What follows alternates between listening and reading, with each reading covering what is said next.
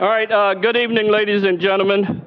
We're going to go ahead and get this regular council meeting called to order.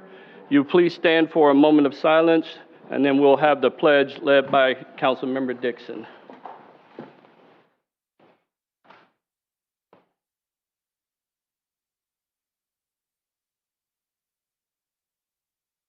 All right, thank you. I pledge allegiance to the flag of the United States of America and to the republic for which it stands, one nation, under God, indivisible, with liberty and justice for all. You may be seated.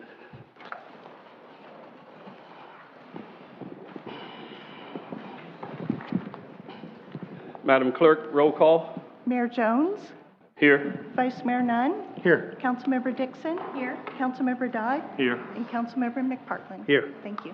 Okay, next thing we have, council, is agenda modifications. Mr. Carlisle. Yes, Mayor, members of council, the applicant for the car wash on US 1 Take 5 has asked that we remove this from the public hearing, and it'll be brought back to you approximately March 22nd. We will have to re-advertise and renotice this before it comes back before you. All right, any objections from council? Nope. All right. Hold. Very good. Next thing we have is proclamations and awards and brief announcements. We have a special presentation tonight, a dedication of Ray McClendon, Highwayman Landscape by the Sebastian Riverfront Fine Arts and Music. Come on up. Come on up, guys. Yeah.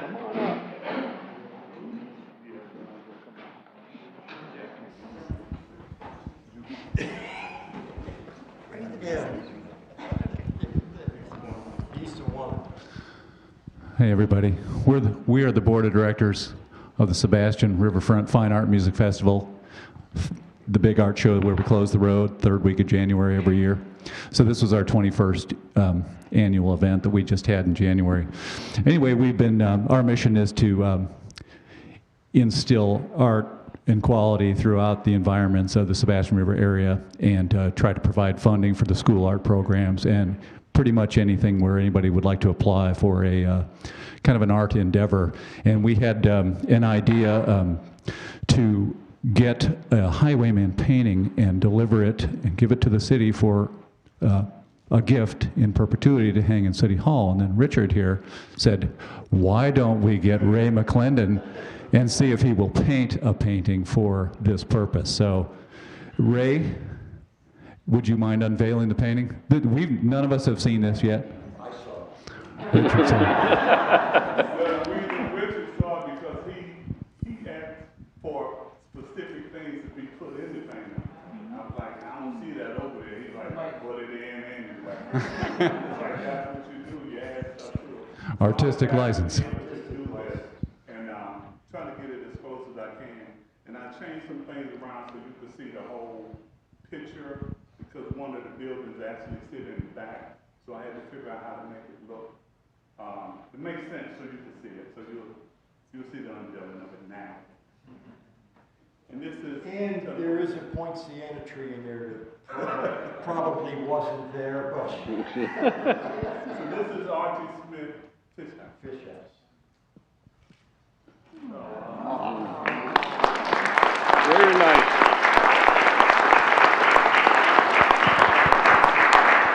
So on behalf of the Sebastian Riverfront Fine Art Music Festival, we do by here give this to the city of Sebastian to hang in City Hall in perpetuity.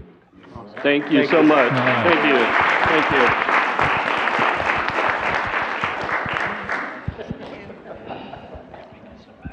Does anybody else want to say anything? No, okay. So Can we get that moved out of the way?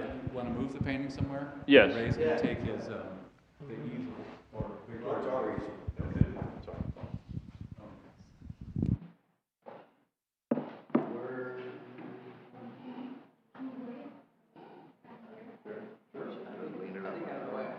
Yeah, that's good.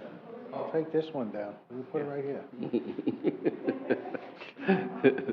Yeah. Thank you.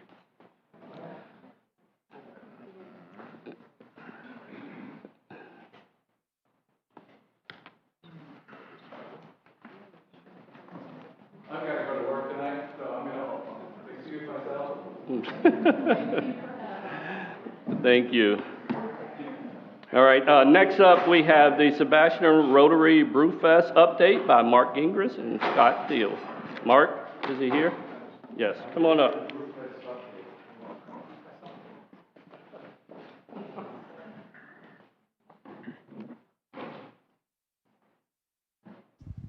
Mr. Mayor, could you come down here? Yes, sir. We've been benefited by, the Rotary Club has benefited from the Brewfest this year.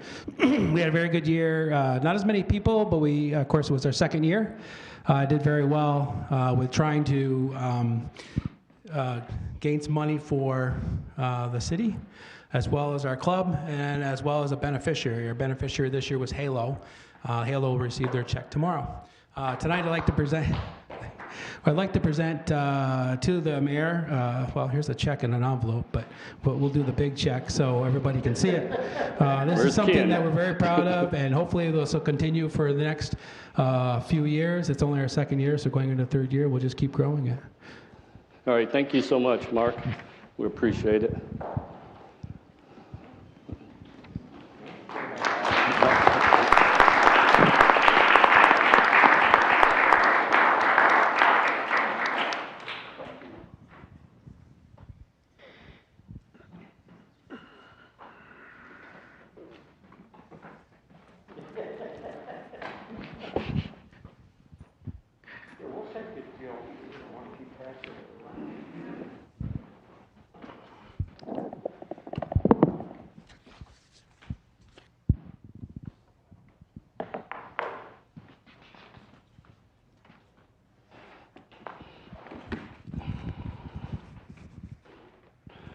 Barbara, when someone gets an opportunity, can they bring me another one of those wireless mics, please?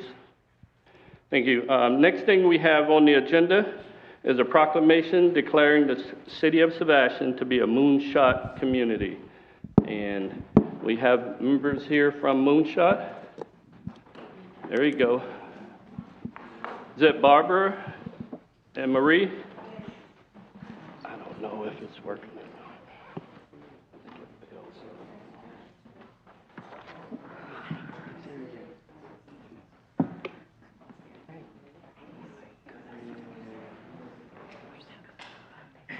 Great.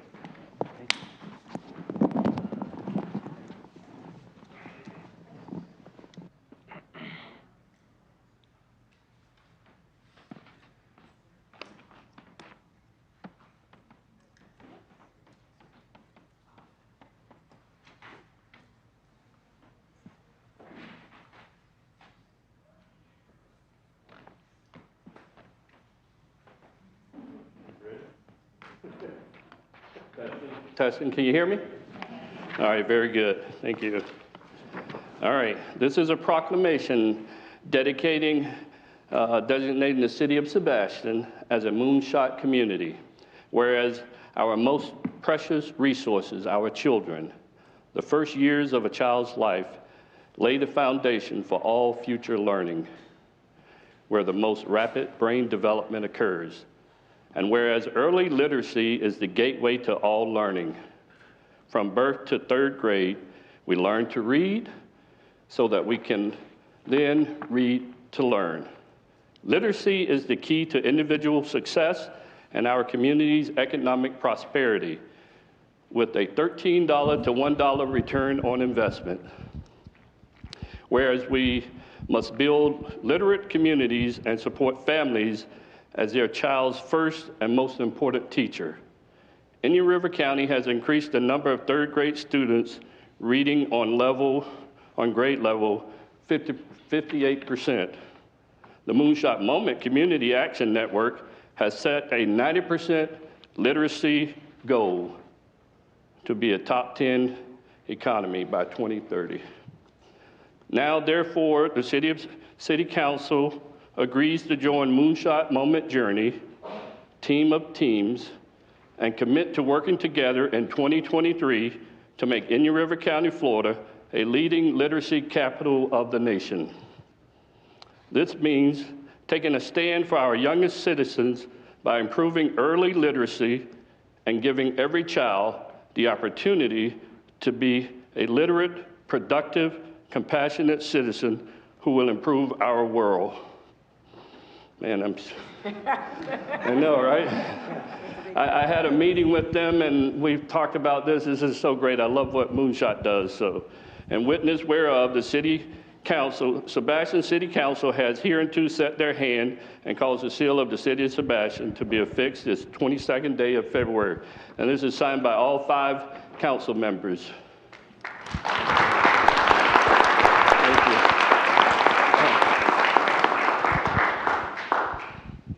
I have to say that my son was failing kindergarten, and he was perfect until that moment. So it started a journey of curiosity. Why were we having trouble teaching our kids? And what we've learned after 12 years is it takes all of us. We need to understand how kids' learning brains are built, and they start with parents read, talk, play, sing, and creating with their kids before they come to school. It requires teachers being trained, and it requires community leaders supporting our families and our teachers. So thank you so much. This is amazing. All of you council members, and for the City of Sebastian, you were the first ones to declare yourselves a Moonshot community, and I've got tears in my eyes. I so appreciate it. Oh, thank you. Thank you, guys. Thank you all so much. We appreciate it. So thank you. It's awesome. Yes, ma'am. I'll just leave it up there. I don't know where to put it.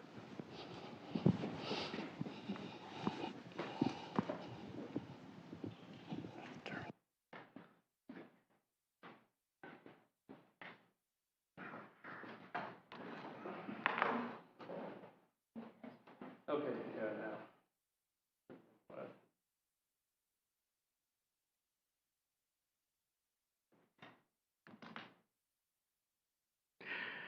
All right, next thing on our agenda is, what do we have? A proclamation inviting the public to participate in the Centennial Celebration. Okay, here I come. I'm coming. Getting the steps into those. This is going to be interesting, folks. Watch. Do we sing "Here Comes Mr. Sebastian"? No.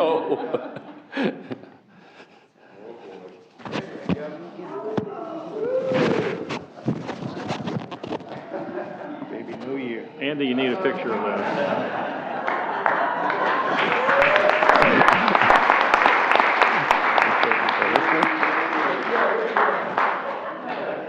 It's starting to come apart. It's starting to unroll, Kathy. All right, hear ye, one and all. Invitation to celebrate. Whereas the City of Sebastian will be celebrating its 100th birthday on December 8th, 2024. And whereas the city intends to celebrate all year long, beginning in January of 24, the opening celebration will begin with the Sebastian River Fine Arts and Music Festival in January. No, that's fine. And end with the day of festivities on December 8th, 2024. Glasses are falling off. No, not done. All right, where was I? Monthly events will offer a myriad of ways to capture enthusiasm and energy that have forged a lasting legacy of our paradise for the last 10 decades. Whereas everyone is invited to participate, whether you have historical photos or stories to share of Sebastian over the years, the Centennial Task Force would love to hear from all of you that have those stories. As dozens of months are needed to capture the flavor of Sebastian, proud history, featuring its many local landmarks and, hang on, I gotta roll this back. I'm not from that era, so I really don't know how to roll the scroll. All right, now therefore I, Fred Jones, Mayor of the City of Sebastian, do hereby proclaim the new year of 2023 as the planning and organizational year for the city's year-long celebration. Faith groups and pioneer families of this community to support and participate in the celebrations to be held during the year of 2024. In witness whereof, I have hereunto set my hand and caused the seal of the great city of Sebastian to be affixed this 22nd day of February, 2023. Put this thing off now? Okay. Thank you. Good job. You killed me. You don't My mic get to come? lose your, Okay, yes, ma'am, you can. Coming back. We're gonna take a picture. I gotta put that on again? Okay.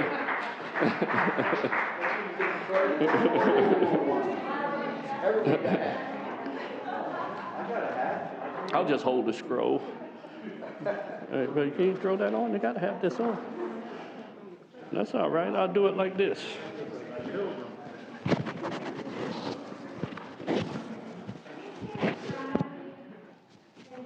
Yes, we will, yes.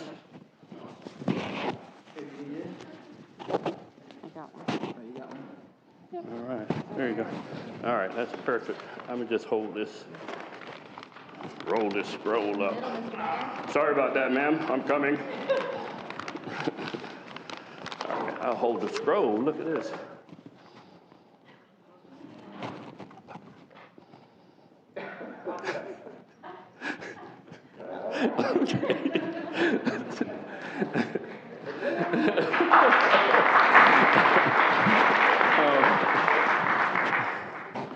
All right, we got those out of the way, the pleasantries.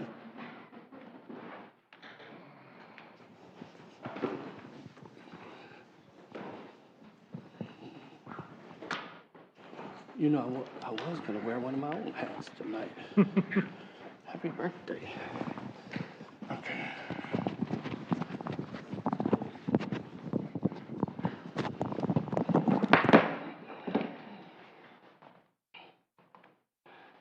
Next thing we have is brief announcements. Mr. Vice Mayor, would you mind? yes, sir. Sunday, February 26th, the American Legion POW MIA Monument Dedication at Veterans Memorial Park at 1 p.m. March 1st, we're going to have our Sebastian CRA, our Community Redevelopment Association Redevelopment Team Workshops here in the council chambers at 11 to 1 p.m. For the first meeting and 5 p.m. to 7 p.m. for the second meeting. If you can, please, please, please take the survey on what you would like to see in our riverfront and CRA district areas. The www.surveymonkey.com/r/Sebastian CRA. I might need glasses for that next time. March 3rd, Chamber of Commerce concert in the Riverview Park. The Reckless Shots from 5:30 to 8 p.m.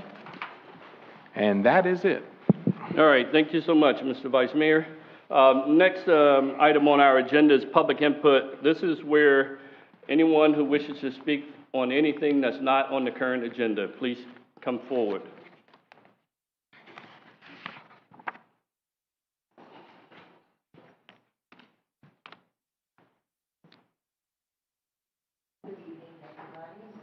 Is that mic on? Council members, charter members, everybody.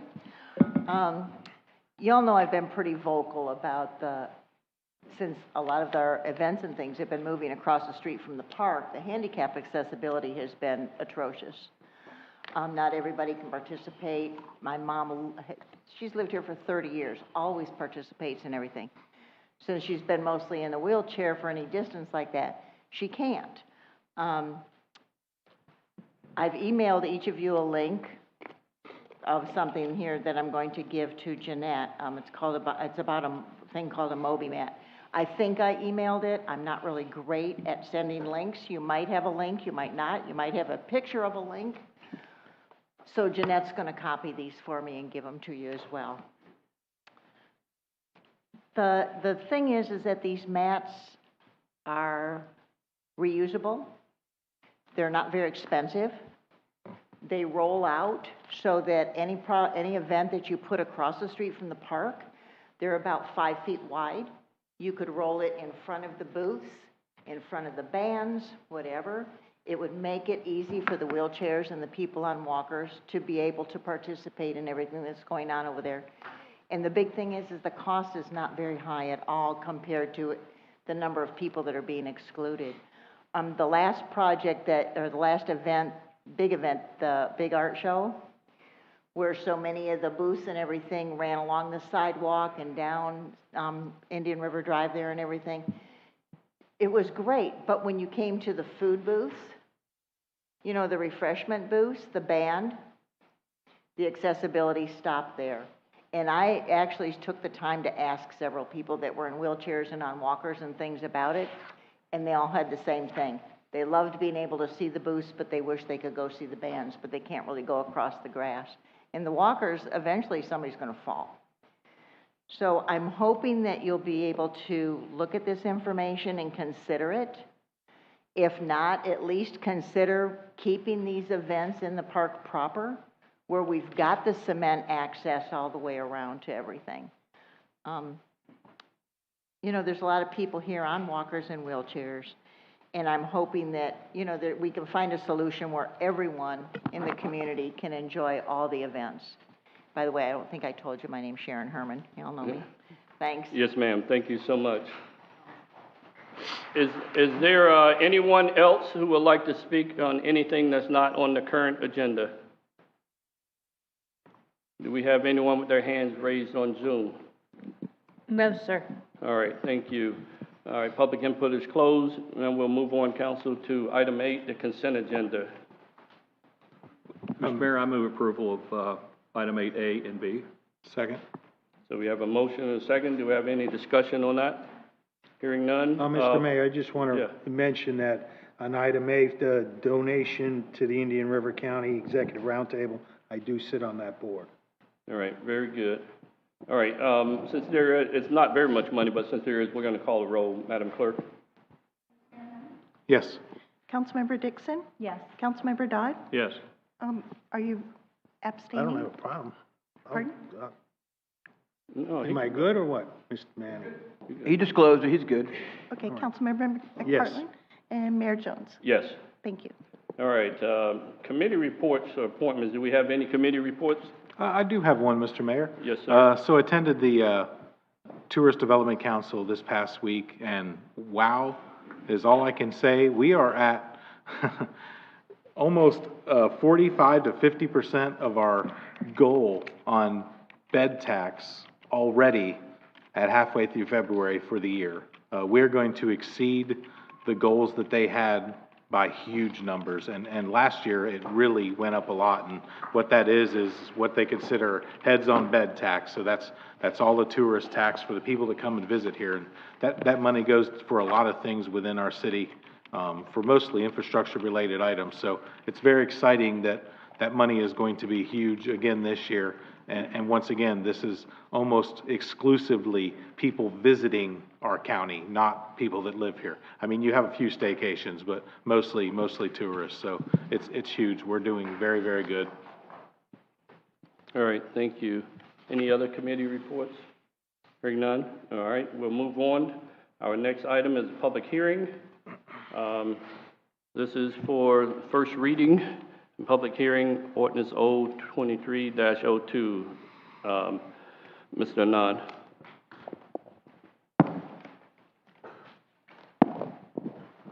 Okay, thank you, Mr. Mayor. This is, again, first reading, public hearing for ordinance 2302, request for a small-scale comprehensive plan future land use map amendment for Hess parcel 8925-86th Avenue. The ordinance reads, an ordinance of the City of Sebastian, Florida, approving a small-scale amendment to the comprehensive plan future land use map to designate a land use classification of LDR, open paren, low-density residential, close paren, for land with a current Indian River County land use designation of R, open paren, rural residential, close paren, for land consisting of 40.23 acres more or less, located south of Sebastian River Landing, east of vacant property, west and north of single-family development, authorizing findings and administrative actions, providing for conflicts, providing for severability, providing for scrivener's error, providing for an effective date, and providing for an adoption schedule.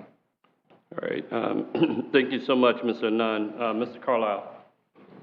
Yeah, Mayor, Ms. Fraser's here to give you more detail. This is a 40-acre parcel. It's part of an 80-acre project that lies just north of Blue Water Bay on 510. The first 40 acres is already in the city. This 40 acres is coming into the city, and this future land use map change will be consistent with the development they want to put in there.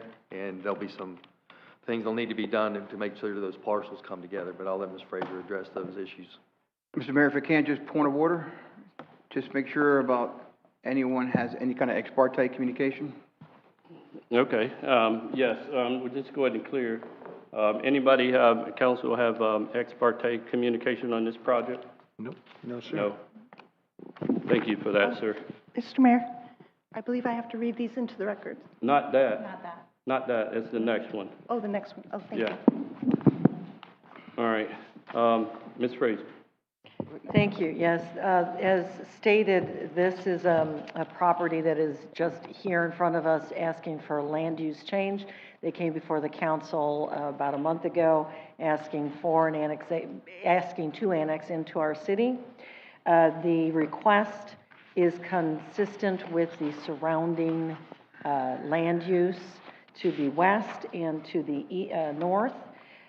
Because it is a small-scale amendment, it will only be sent up to DEO after adoption. The Planning and Zoning Commission, sitting as the land planning agency, held a public hearing in their January 19th, 2023 public meeting and considered this proposed land use change. They found that the request is in compliance with the comprehensive plan and recommended approval. All right, thank you. Is anyone else from staff has input on that? All right, we're going to open this item up to input from the public. Anyone from the public who would like to speak on this? Do we have anyone on Zoom? No, sir. All right, hearing none. All right, final, Mr. Carlisle.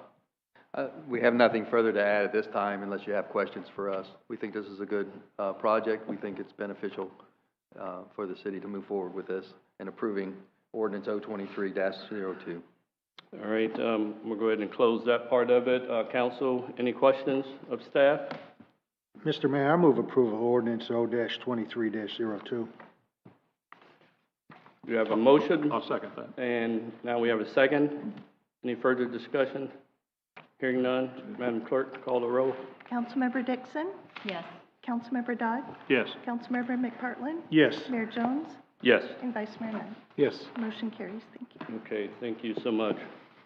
The next item on our agenda is, what is this? Quasi-judicial public hearing of resolution R-23-05. This hearing is open. Mr. Anand? Yes, Your Honor. I'll read the resolution, and I apologize. I was one step ahead. This is the B, we'll have ex parte communication. Right. I apologize.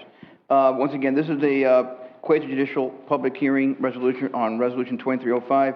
It's a resolution for the City of Sebastian, Indian River County, Florida, approving a special use permit pursuant to Land Development Code Section 54-2-3.1 for a car wash facility to be located at 200 and 203 Sebastian Boulevard within the Triangle Overlay District, CG, open paren, commercial, general, close paren. General zoning district, providing for severability, providing for conflict, providing for a scrivener's error, providing for an effective date, and providing for an expiration. And I apologize. All right, thank you so much. Here, any council members have ex parte communications? Yeah, Mr. Mayor, I did. I turned the form in for that. I did too. I turned it in. I did as well. Okay. I'm handed my form. Yes. Madam Clerk, you have all now? You have to read those into the record, or just, Madam Clerk? I believe I have to read them. Correct.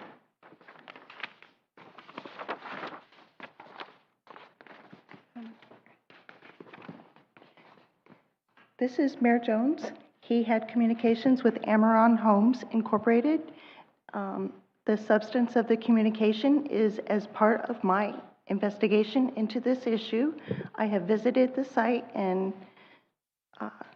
sat down to listen to the landowners explain why this project is a good fit for the area. This is Councilmember Dodd. He had communications with Mr. Bragnano, and he discussed the project and presentation to be given before council. This is Councilmember Nunn. He had communications with Mr. Bragnano, and the communication was the applicant wanted to discuss their vision for the property and how they thought it fit into the property in question. I met with him to listen to a constituent and applicant about his concerns and thoughts. This is Councilmember Dixon. She had communications with Mr. Rodeback and Mr. Bragnano. They asked questions about the land, the business, and most importantly, the design, look, and impacts of the property. Councilmember Partland, where? You want me to tell you what I did? I didn't fill out a form yet. Oh, okay. Because the form just came in email today, I didn't get a chance to print it out. But I had 2 meetings with Bill and Todd Bragnano and listened to what their vision was for the property, and that was it. All right, thank you so much, Madam Clerk. Now, need to swear in anyone who wishes to testify in this matter. Okay, if you'll stand and raise your right hand. Do you swear or affirm that the factual statements and the factual representation which you're about to give or present during this public hearing will be truthful and accurate? I do. Thank you. All right, thank you so much. Now, the applicant may come up and make your presentation, please.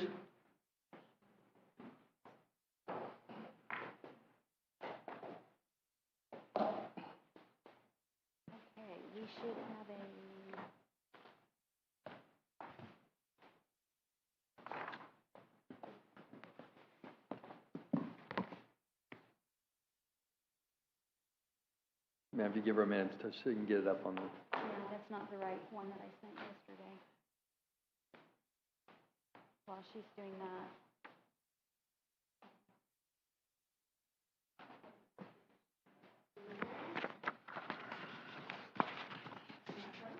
Yes.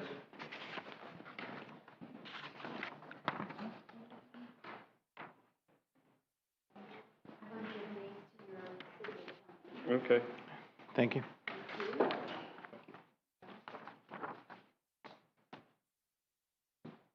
Does she have the one I sent yesterday?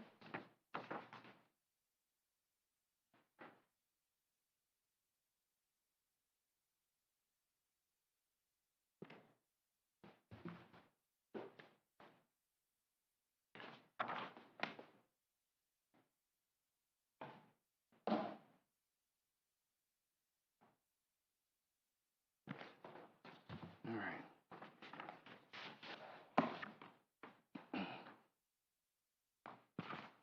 But I sent something this yesterday. I sent it to Karen and Dory. Okay, she said she's got it.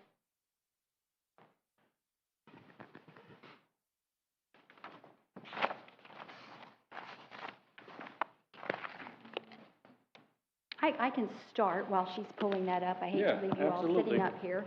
Good evening. I'm Mary Solik, 121 South Orange Avenue, Suite 1500, Orlando, Florida. I'm counsel for Guggenheim Development Services, LLC, who is the applicant on this project.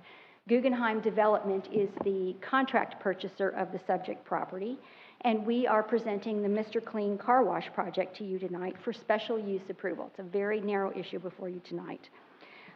If approved, the Mr. Clean Car Wash project will be a tenant of Guggenheim on this particular property.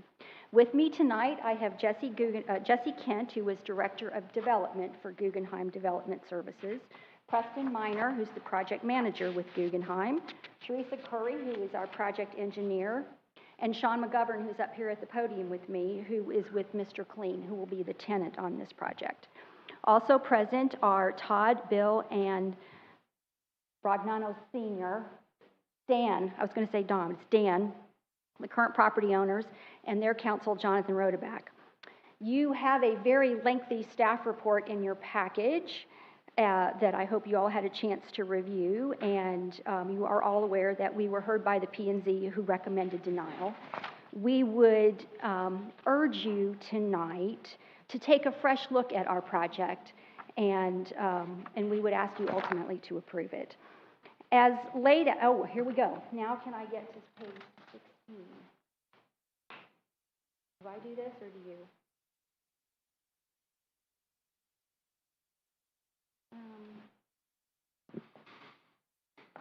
There we go. Now I go back. Page back. Can you do that? Can you get me back? Okay. This is an aerial of the subject property. The blue star is the subject property. It's 2.8 acres in size. It's bounded on the north and the south by Sebastian Boulevard. And the O'Reilly Auto Parts and the Sherwin-Williams paint store have been developed on the south side. The existing retention pond is part of this subject property, and it will serve the car wash development and currently serves the O'Reilly Auto Parts and the Sherwin-Williams stores.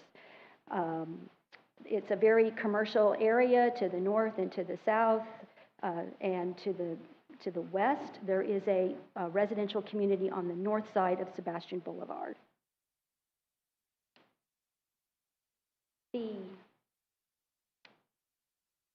Here is the site plan.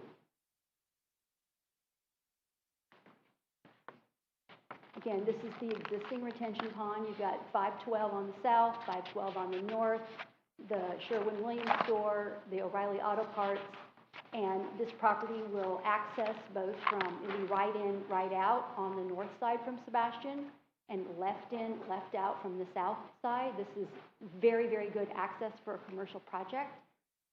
Cars will come in like this, come down here, and stack, and go through a tunnel car wash. And Mr. McGovern is going to explain more about his project. But this is a 3,200 square foot building located on the southern portion of the property.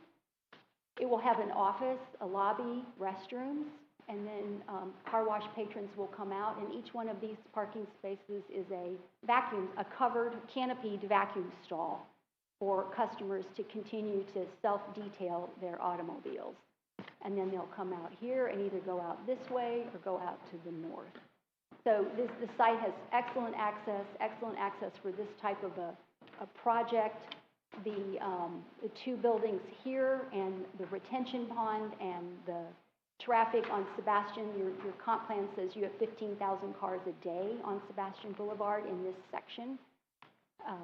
All of these boundaries of the property and existing development really buffer this project from any off-site impacts. Again, these two buildings here, heavy trafficked roads, and then the separation of this development from the properties to the northeast with the existing retention pond. You have a project before you. Well, let me back up. This property is in your CRA, and it's been in your CRA for 20 years, and it's remained vacant and unimproved for 20 years. You have a project before you that will bring in construction dollars, increased tax base, jobs, and a service that's not currently being provided to your community. It is consistent with the commercial general zoning on the property and the mixed-use future land use designation. Mr. Govern tells me that his company will invest $5.5 million to build this project here in Sebastian.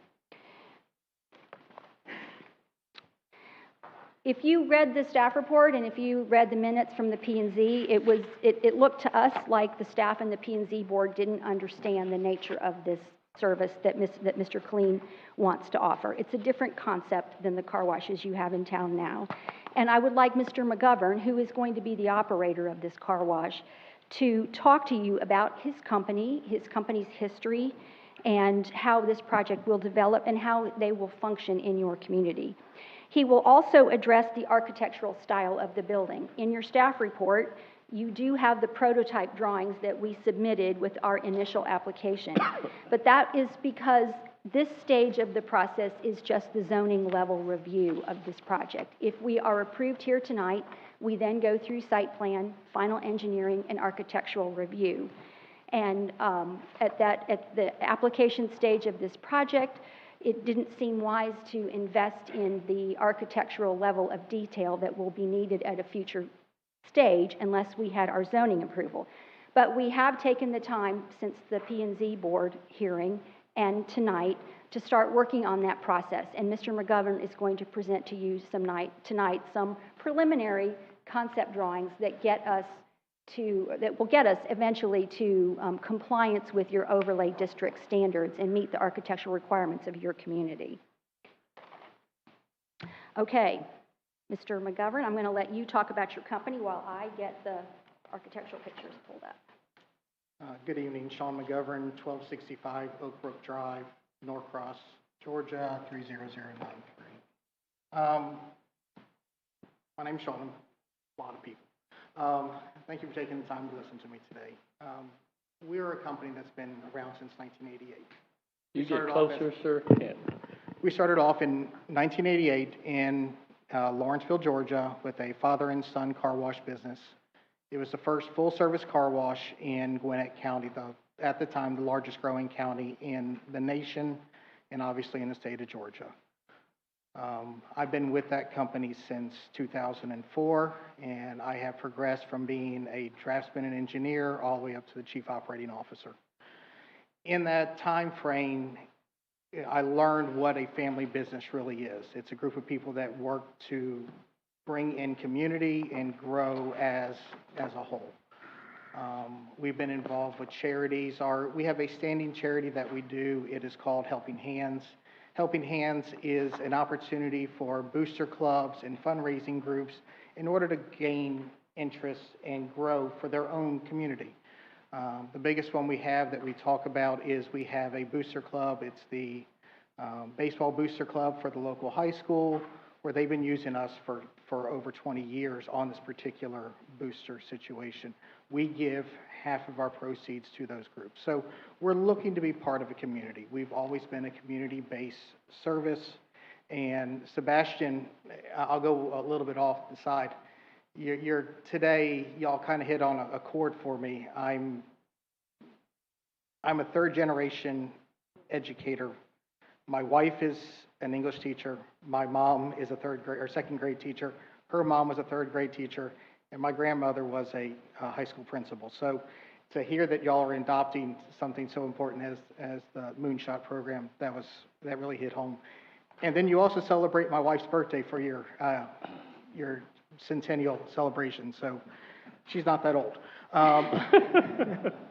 But y'all really hit some chords with me tonight. So the purpose of being here is we offer a different service than what you've been known to have as car washing.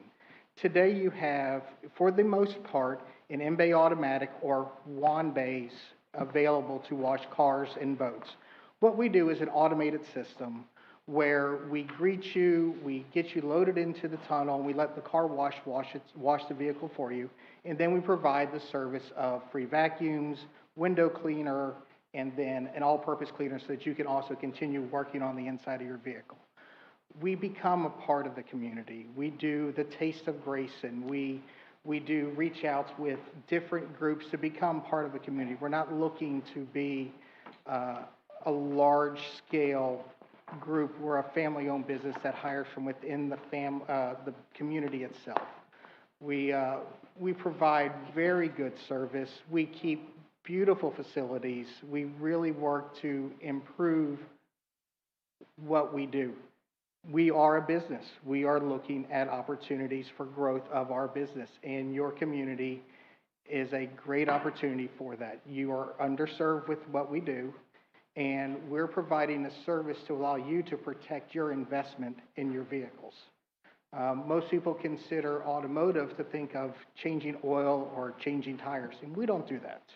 We're here to provide an opportunity for you to protect your investments. We are a strong advocate for the environment. We ran some numbers today because Mary asked me to. We currently are consuming about 50 gallons of water per wash. In that 50 gallons, we actually recover 64% of it. So we are actually recycling 64% of our water. So we try to be a good steward of the environment by ensuring that we are putting forward those things that are of importance for us, not for just today, but in the long term. So I'm happy to answer any questions. But you know, we tried to take a moment and look at what was your architectural standards. Basically, we wanted to provide that look of your standing seam roofs, your awnings, the clapboard siding, those sort of items. So we try to bring that in so that it would look more like the development in front of us. And again, this is just an opportunity. We want to be able to have the time with staff to find the mix that meets the needs of your community, because we want to be a part of a community. We don't want to be something that's just stuck out here. Honestly, the best example I give is I don't want to be the Wells Fargo that's just this blob of a building. I want to be something that's part of your community. I want to be something that's just something that y'all are proud of to have in your community. So if you have any questions, I'm certainly available to answer anything. How many employees are you talking about employing? We typically employ 8 to 10 people, and while we'll have 3 to 5 people on staff at any time, it was asked previously, well, how is that possible? We always have somebody that greets you at the pay station. We have somebody that loads you into the car wash to ensure there's, you know, you're safe. And then we have somebody that basically is an attendant of the lot. As the volume of cars increase, you know, we have extra people in there to help out on different things. We don't want to have trash on the lot, just like you don't want to drive around and see, you know, McDonald's bags and stuff like that in the ground. If somebody throws something on the ground, we're there to clean it up. We want to make sure that they always have clean towels and they have window cleaners. So that's why we have this staff available. Because I was, honestly, my integrity was questioned that I was not telling the truth when we said we employed 8 to 10 people and have that number of people on staff. Our goal is to provide a clean service, and no one wants to get a clean car from a dirty place. You know, we want to live up to that name of clean. You're talking about 3 to 5 per shift? 3 to 5 per shift, and Okay. It's a multiple shifts. We typically like to have, we love retirees, we love high school and college students, because that flexibility in schedule allows us to have flexibility in our schedule. So they're helping work with us. And really, like, retirees are great because they love being a part of a community and talking to people, and they really pull in from that type of situation. Mr. Mayor? Yes, sir. Mr. Dodd? You done? Okay. The 30-odd% of the water that you don't recapture, assuming some of that's going to roll into that retention pond, do you put in baffle boxes, scrubbers, something to pull the incidental oils and things that will flow out of that? So we have a center trench in our car wash, and the majority of our water is captured, but we do have excess water that does flow over. We will have, and Teresa can certainly get more into the design of the civil side, but we will certainly meet any requirements for stormwater capture and water cleaning and clarity boxes and those type of things. I don't want to get into the details. However, that She'd stormwater pond is an endangered non-fish area right now, and I'd hate to do anything to make it worse. So sure, absolutely. The pollutants that are in that water coming off the dirty cars and so forth, hopefully those will be filtered out, or something will be done to stop those from ending up in that stormwater. So what we do is we have it's a technical, or it's an industry term called a reclaim system. That reclaim system actually captures the water out of the center trench, and it actually brings it into 3 1,500-gallon clarifiers. We utilize those clarifiers to allow any type of settlement of any dirts and grime that comes up. So oils and such, they actually will get captured in the first clarifier, and then the sludge actually typically sinks to the bottom. We then use a pump truck. The pump truck pulls it out. The sludge is then dried and then disposed of through traditional solid waste. Yeah, that's for the 60% that you recycle, which but the non-recycled water that will flow off of those concrete pads and flow potentially into the drain is what I'm talking about. I will turn over to Teresa on that. And that actually goes to the Teresa Curry, 70 Mansell Court in Roswell, Georgia. And that water that's not recycled, that's inside the tunnel, actually goes to the sanitary sewer system. What receives the runoff into the pond is from the exterior, so the parking lots, and all of that stormwater will be treated. Okay. Okay, good, thanks. Does that answer your question, Councilman? Yes, it does. Yes. Anyone else have a question for the applicant? No? All right. Thank you all so much. Oh, you're not done. I'm No, sorry. I'm sorry. No, you're done. Go. Just kidding. No. Okay, good. He can, okay. You will note that a large portion of your staff report is devoted to the issue of market analysis for car washes. And you'll note that we did not submit a market analysis. And we didn't do that because that's not information that's required by your code. And we think there's a good reason for that. And that is because the city regulates land use and not industries or business. We contend it's up to the developer to decide whether their project is feasible or sustainable.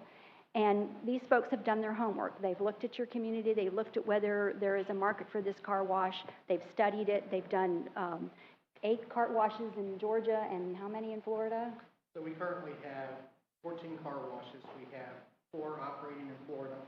4 operating in Florida. We have 2 more in construction right now in Florida. And then we have additional washes being built in Georgia and Tennessee. They're in this business to be profitable, and they wouldn't be proposing this project in your community if they didn't think that it would be successful in this location. And the risk that a car wash might fail is a risk that you take with any project you approve for development in your community.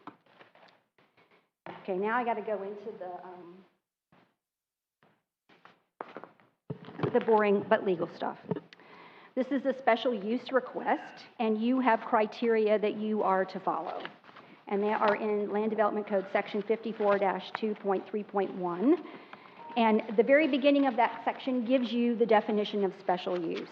And you all understand, your code doesn't mention car wash anywhere. It's not a permitted use, it's not a prohibited use. And that's why we're here tonight, is because it's not mentioned. So we have to get special use approval from you to do it. Your code defines a special use as a use which is not specifically provided for in the zoning regulations. And the Planning and Zoning Commission and the City Council may permit such uses in such zoning districts or classifications as special uses only if the applicant meets specific provisions and conditions deemed appropriate. So that's how your code section starts. And then in 54-2-3.1A1, we have criteria for review. The City Council may, in its sole discretion, grant a special use permit in any district for a use which is not provided for in the zoning regulations. All such uses shall not otherwise be illegal, shall not be specifically prohibited pursuant to the comprehensive plan or other applicable law or regulations, and shall satisfy the following findings of fact by the City Council. So now we go into the findings of fact, and I have them up here on the screen. Is this one? And the first one is that the approval of the application will not be detrimental to the public safety, health, or welfare, or be injurious to other properties or improvements within the immediate vicinity. So in the red is our response. The approval of this proposed car wash use will enhance the public welfare by providing a service, express tunnel car wash service, not currently being offered to the surrounding residential development. And there's no safety or health detriment posed by this car wash use. The second criteria is that the use must be consistent with the purpose and intent of the respective district and can be demonstrated to be similar in nature and compatible with the uses allowed in that district. Remember, this property is zoned commercial general, and it's within the Sebastian Triangle overlay. The intent of the Sebastian Triangle overlay is a mixed-use district that extends the town center outward from the traditional riverfront district into the more recently developed business district along Sebastian Boulevard, County Road 512.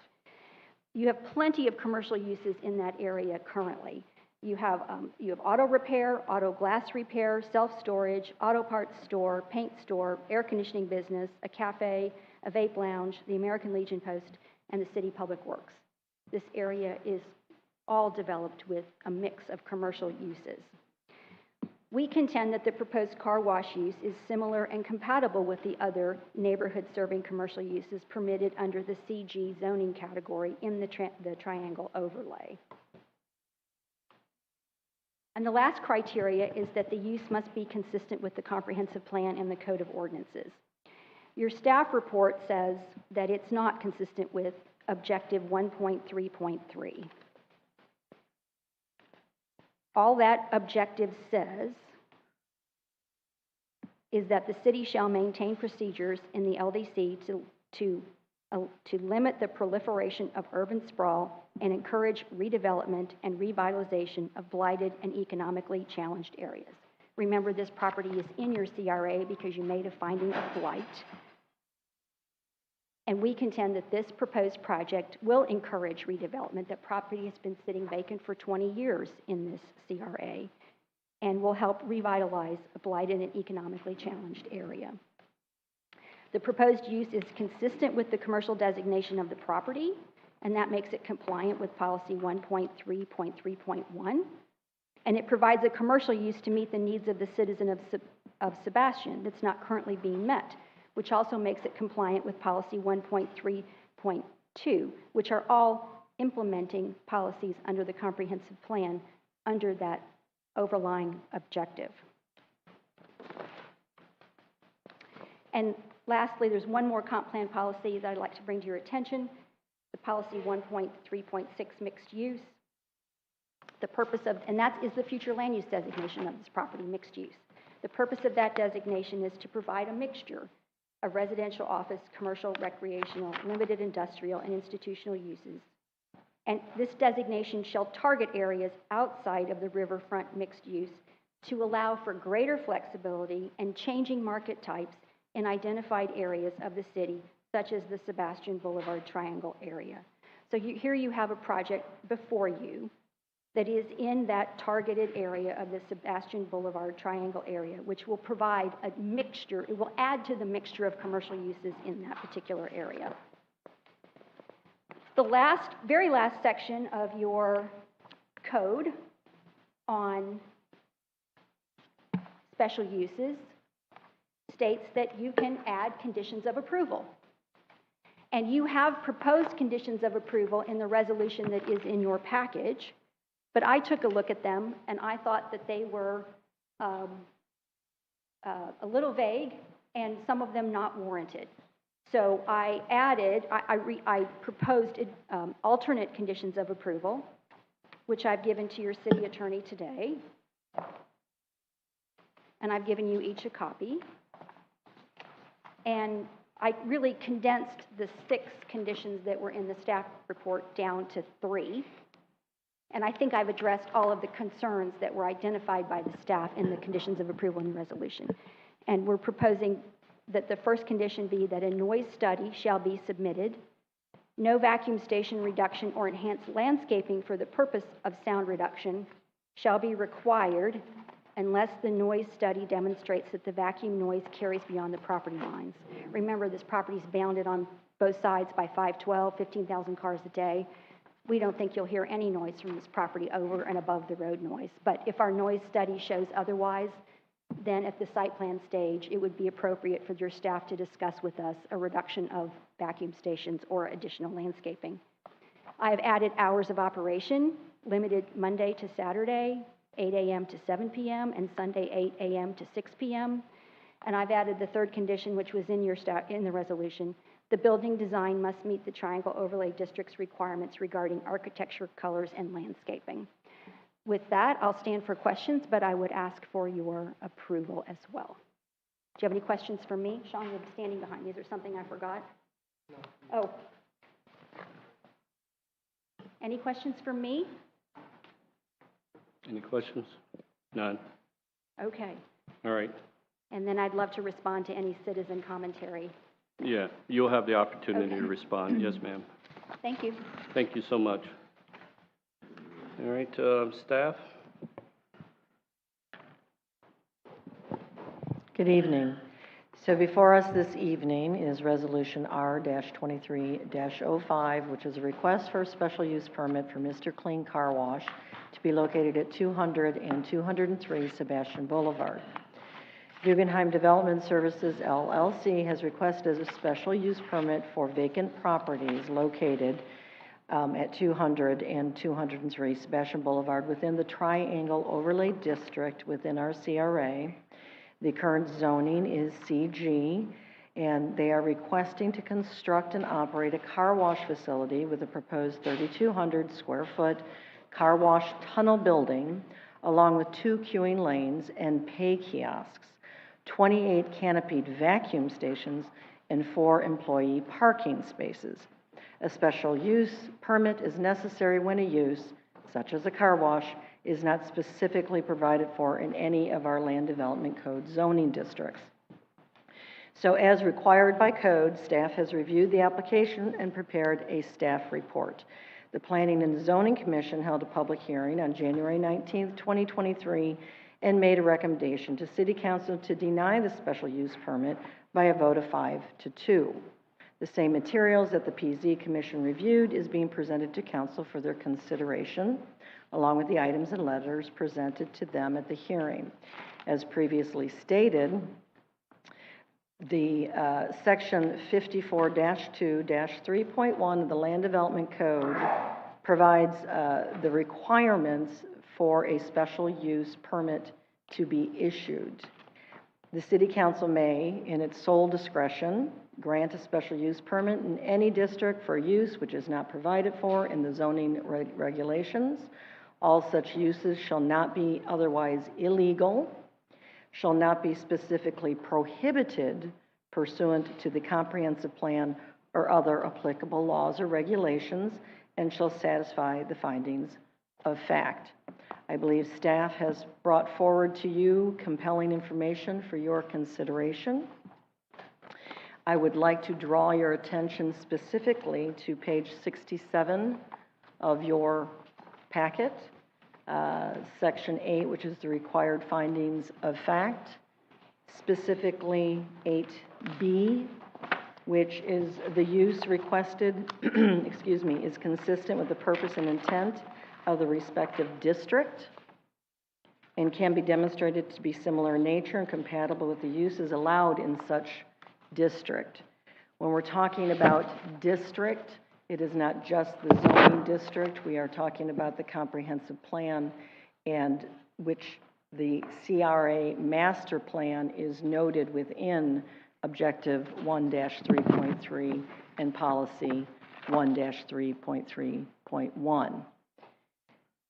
The CRA master plan includes the vision for the Sebastian Boulevard Triangle, as has been presented to Council in the package.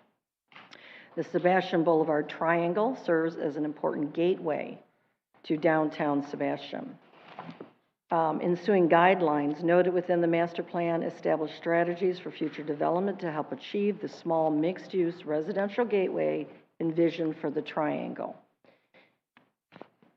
2 words to consider in those statements that are found within our CRA master plan for the triangle is that this is a gateway.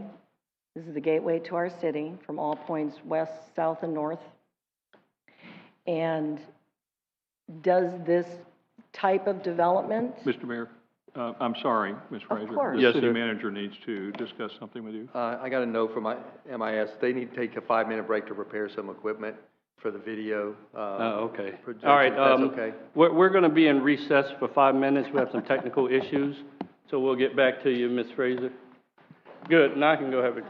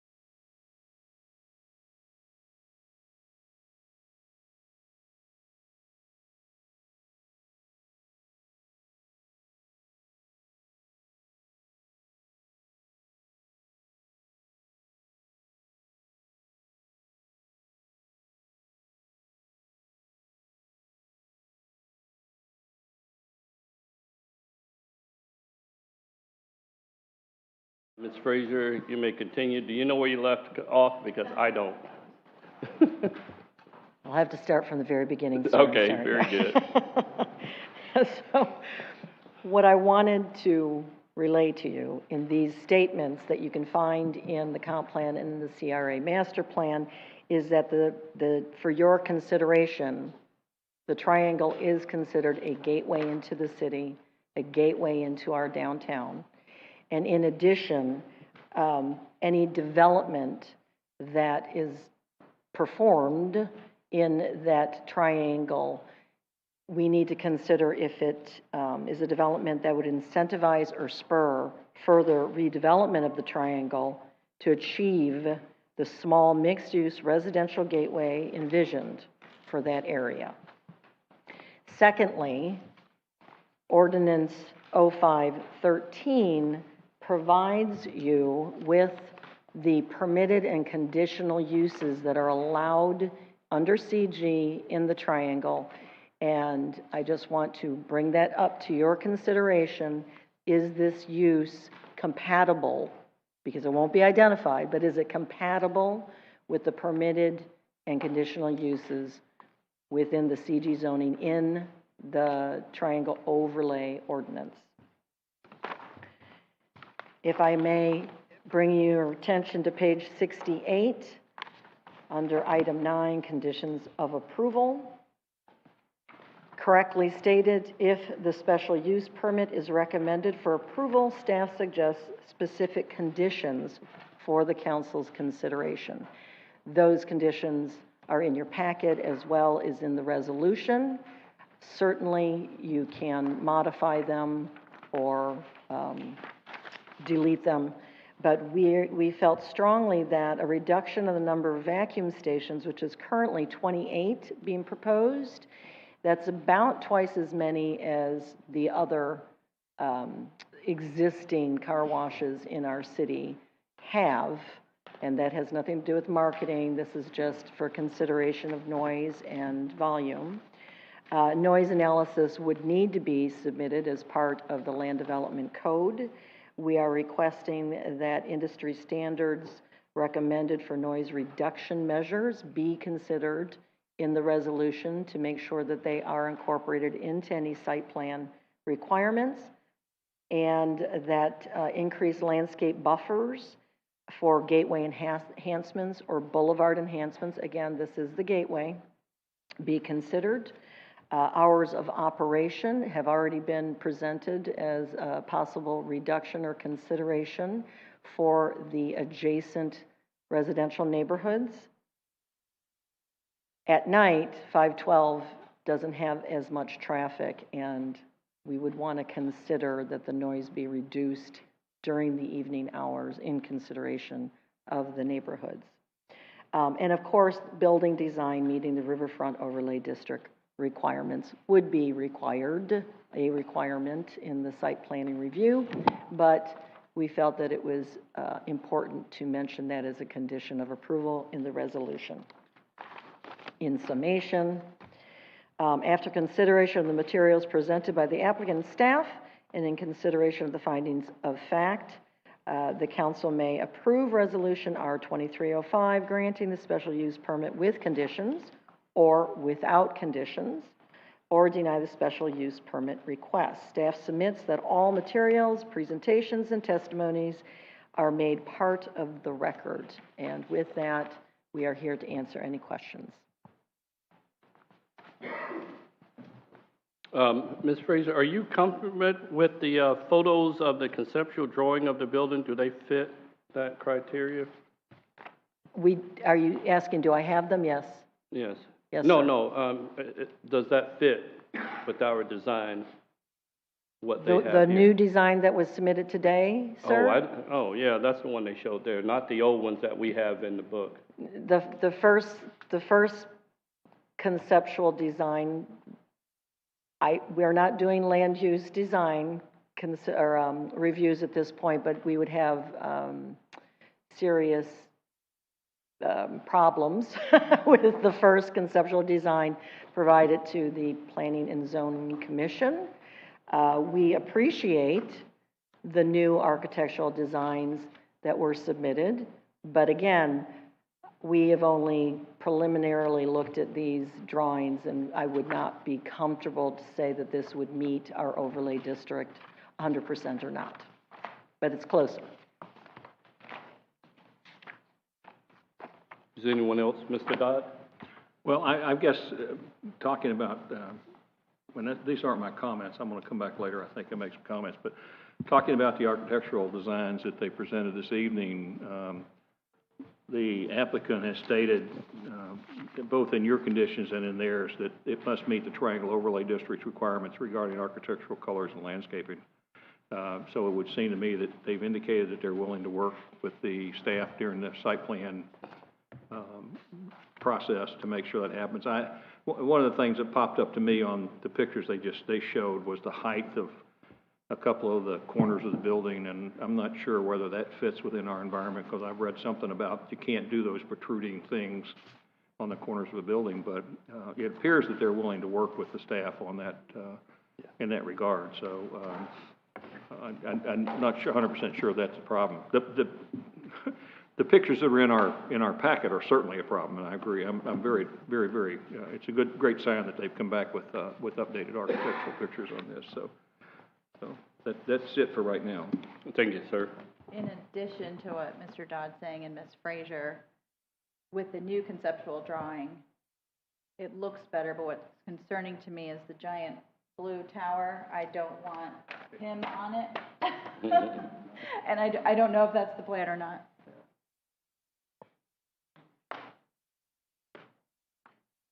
Anyone else? You All know, right. Sorry, Mr. Mayor. Sorry, go ahead, sir. You know, I've looked at the property, I've looked at where the residential neighborhoods are in location, and I understand what our original plan was for this triangle, but I don't know that we're ever going to see residential in this triangle when you have the VFW and the American Legion on one side. You have an empty city compound around there as well. You have an auto parts store and a paint store. I mean, from the perspective of access and where it sits within the city, it's a pretty good location, what seems like, for what they want to do. There's a huge amount of buffer on the south side from where any residential is. There's a good buffer on the north side. There is a trailer park, the mobile home park that's there. As far as Ashbury's concerned, it's a huge buffer from them. They would probably be my biggest concern of noise, but most of the vacuums look like they'll be on there. You know, as far as the number of vacuums, this is a different beast than we have already. So comparing it to what our existing car washes in town have would be like comparing a convenience store to a new huge grocery store, and thinking they don't need that many registers because the old grocery store didn't have that many. So, I mean, if that's what the business wants, as long as it met the noise ordinance. It looks like they're working with us on our hours, which we were just talking about that. Ms. Frazier was the hours at night, which they're going to be closed in those hours, so that won't be an issue. And if they're willing to work with the Triangle Overlay District's requirements on architecture, colors, and landscaping, I mean, I don't see any issue there. That takes care of the big blue tower concern, which was the same one I had. I'd like to keep working forward here. Thank you. Anyone else? Not at this time.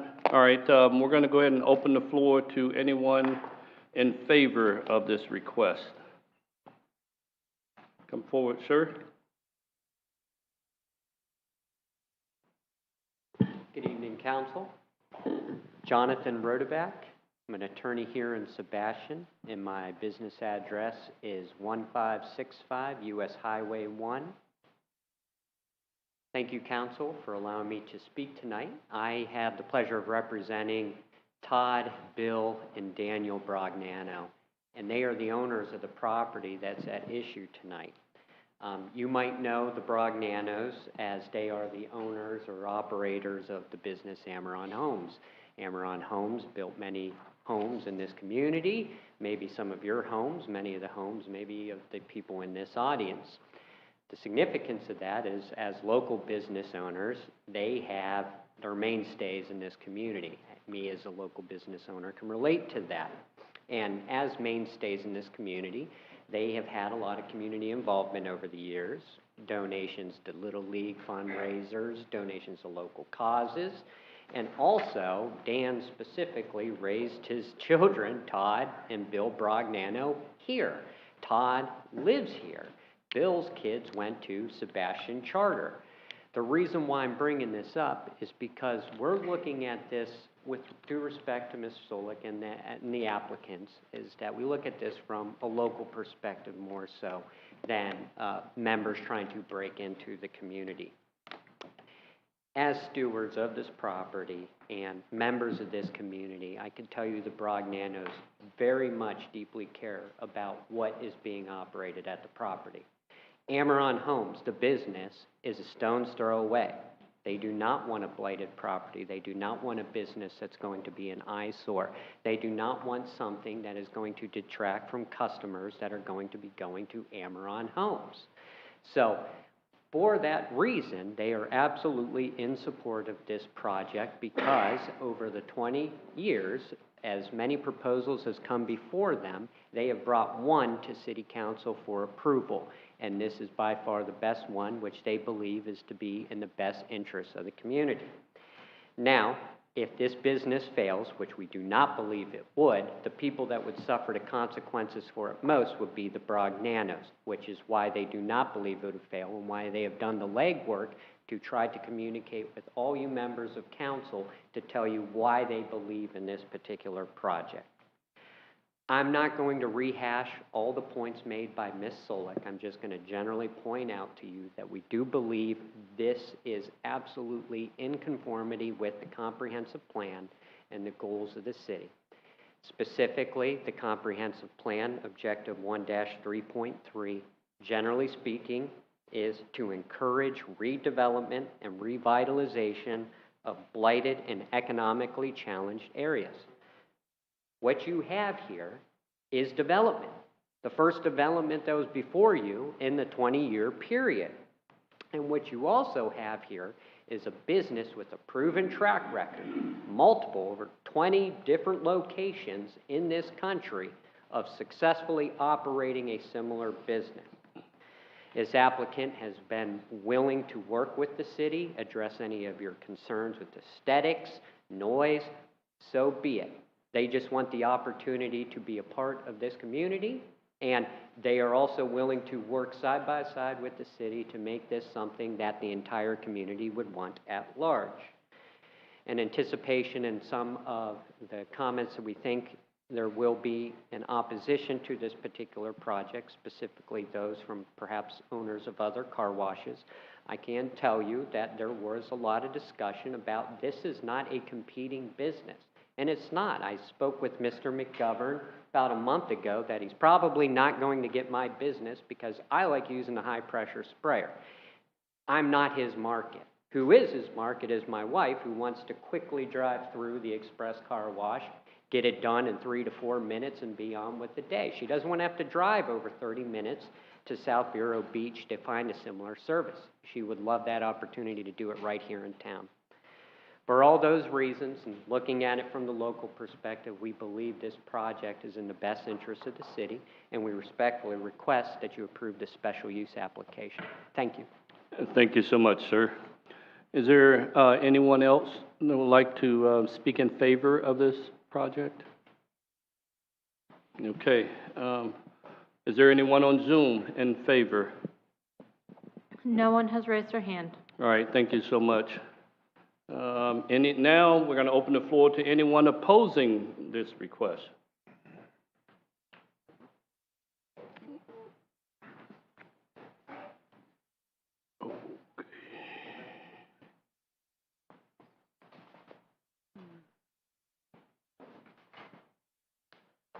Hey, I'm Bryson Arvanitas. I'm the owner of Purple Pelican Car Wash, soon to be Pelican Express Car Wash. I have a site analysis here from Sonny's Car Wash Factory. They're the biggest car wash equipment suppliers and consultants in the world. And they did a pretty big analysis for me. I'm giving you 2 pages of that. Basically, if you want to look at the competition on page 1, It shows that I am 3 different car washes in one. I'm an express. We have a conveyor. It's about 50 feet so far. We have an in-bay automatic, and we have self-serves. That conveyor has served this town for about over 5 years, almost 10. And now, when I bought the company a few years ago, I've always said that I'm just going to change it into a full express, get rid of the other things. So we've started to do that. We got rid of the self-serves, and now we're under renovations. So we're going through all that. We got approved for the aesthetics and the new site plan. Now we've got electric in there. We've got everything getting looked at and worked on. But we're expanding our tunnel to be around 65, 70 foot. And a lot of this is condensed, and our chain would be slowed down to push quite a bit of cars through very quickly, 75 per hour.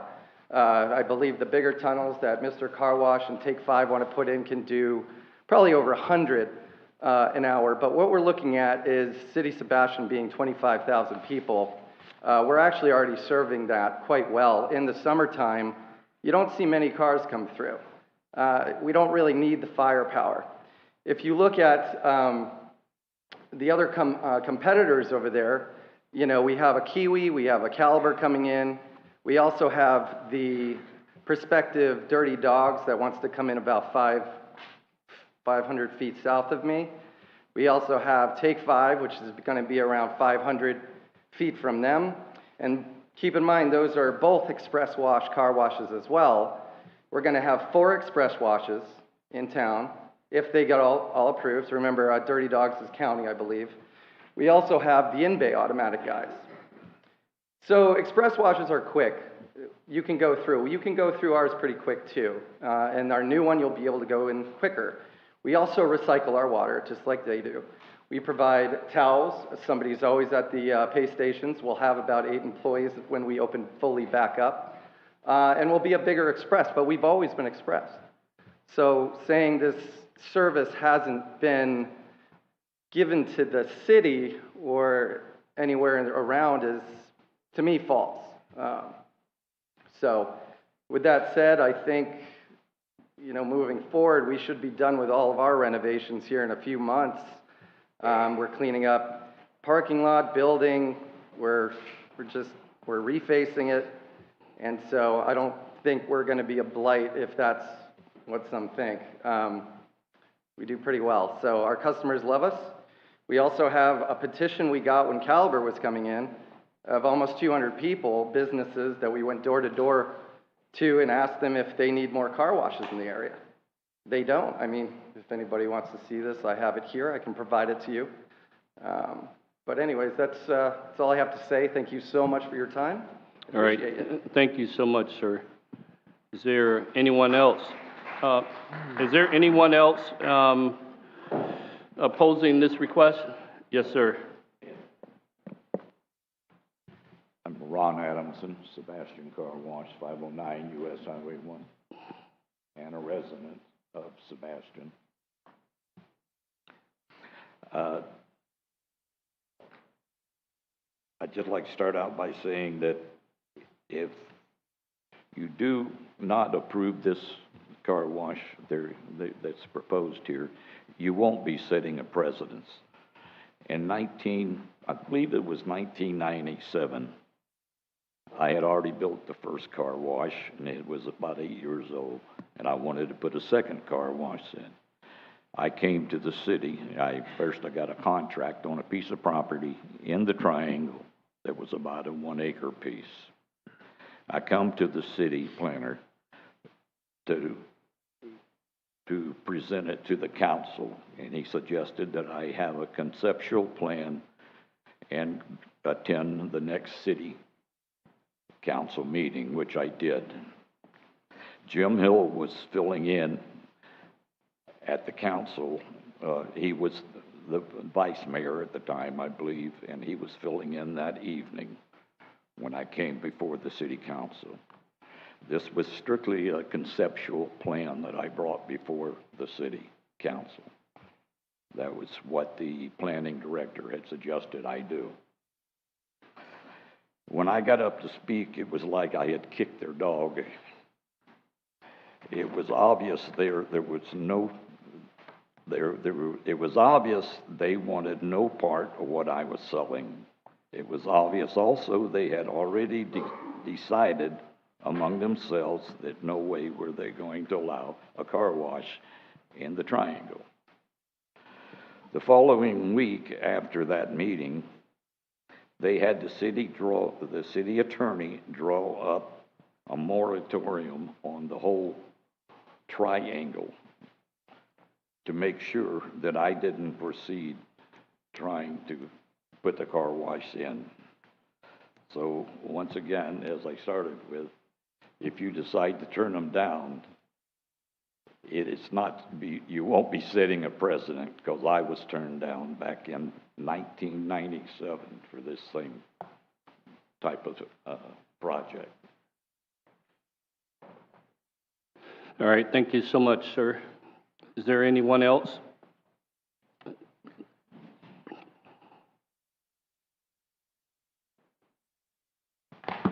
Good evening, Council. My name is Christopher Marine, and I'm the owner of City Suds Car Wash, which is at 921 Sebastian Boulevard. I appreciate the opportunity to speak with you this evening. We oppose the application for special use approval. Your staff doesn't support it. P&Z voted to recommend that you deny it. When I bought my car wash, we've just had our second anniversary. We bought it in December of 2020, and we opened 3 or 4 months later. We've done a lot of work and a lot of improvements, and business is improving, but there's still a lot of room for improvement, and we're not running anywhere near capacity. But when I bought mine, I learned that car washes are not a permissible use or conditional use in any zoning district in your city.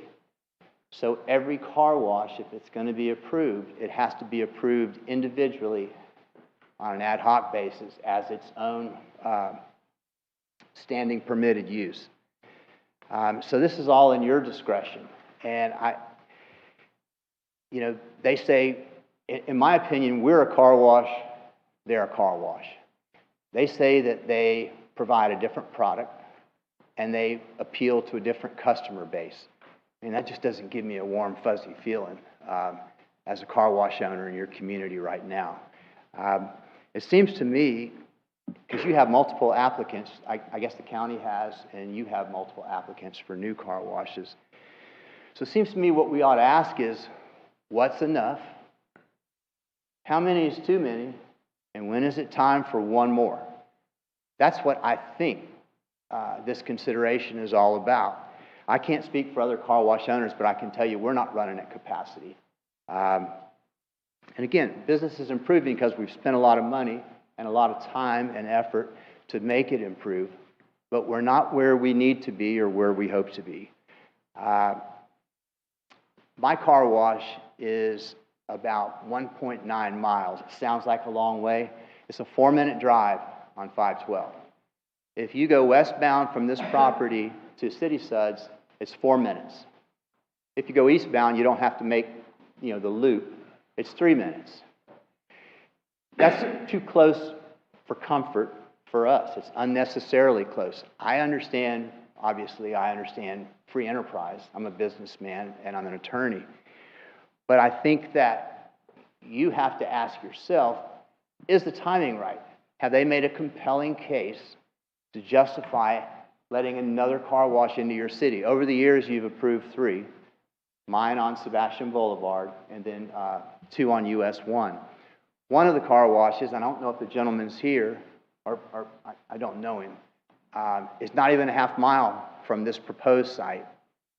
The other one's about 2 miles, just like mine. So there's a lot of car washes that are right in the direct vicinity that aren't in states of disrepair. We're trying really hard to hold our own. Again, they're suggesting that they offer a different product and they maybe appeal to a different customer base. I don't get that. It's hard for me to understand. You come out of my car wash with a clean car. You come out of their car wash with a clean car. It's tough for me to justify the differential and why one should be a new one should be permitted. So staff asked them to demonstrate why it's the right time for a new car wash. Again, when is it time for a new one? How many is too many? What's enough? They were asked to submit facts or analysis that support one more, to demonstrate a real market need. Their reply was, this is proprietary, meaning this is our own personal stuff. We don't have to share it with you. What that means to me is they just said no. They said it's none of your business. They didn't demonstrate that. They've testified. I think they did a really good job at testifying, but I'm still confused at the end of all of it as to why another car wash is needed in your community right now. So your materials suggest that one car wash can service 20,000 residents. There's between 25 and 26 right now in the city of Sebastian. Your materials suggest one can service 20,000 people. You have 3 now. Our position is you don't need a 4th. It's not necessary. We feel that it will adversely impact the businesses that are already established in your community that are working hard to hold their own in this economy. One of your P&Z members, I hope I don't pronounce her name wrong, Miss Louise Kottenberg, she said something that was very interesting to me in her remarks at your P&Z hearing. I watched it on video. She was kind of struggling with the request, and she said several times she was very conflicted about her consideration of it. One thing she said stuck with me. She said, if it's a good thing, there has to be a good reason to approve it. She concluded, and P&Z concluded, there wasn't, and there isn't. And we don't feel they've made a compelling case either to allow the timing to be right to add another car wash in your community at this juncture. So we ask that you deny the application for special use. Thank you. All right, thank you so much, sir. Is there anyone else opposed?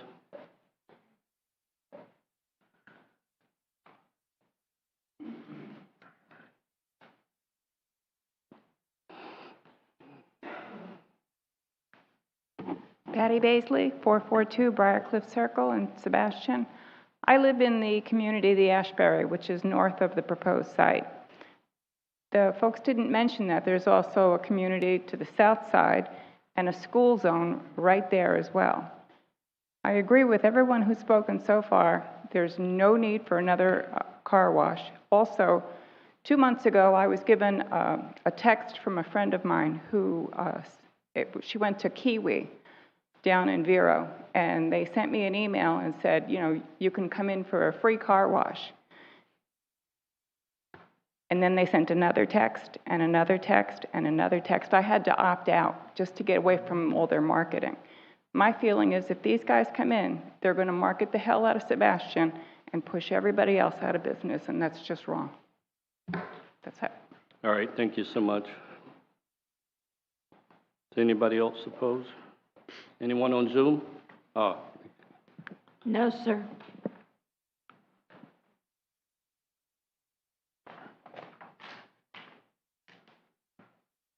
How you doing? My name's Alan Baisley, 442 Briarcliff Circle, Sebastian.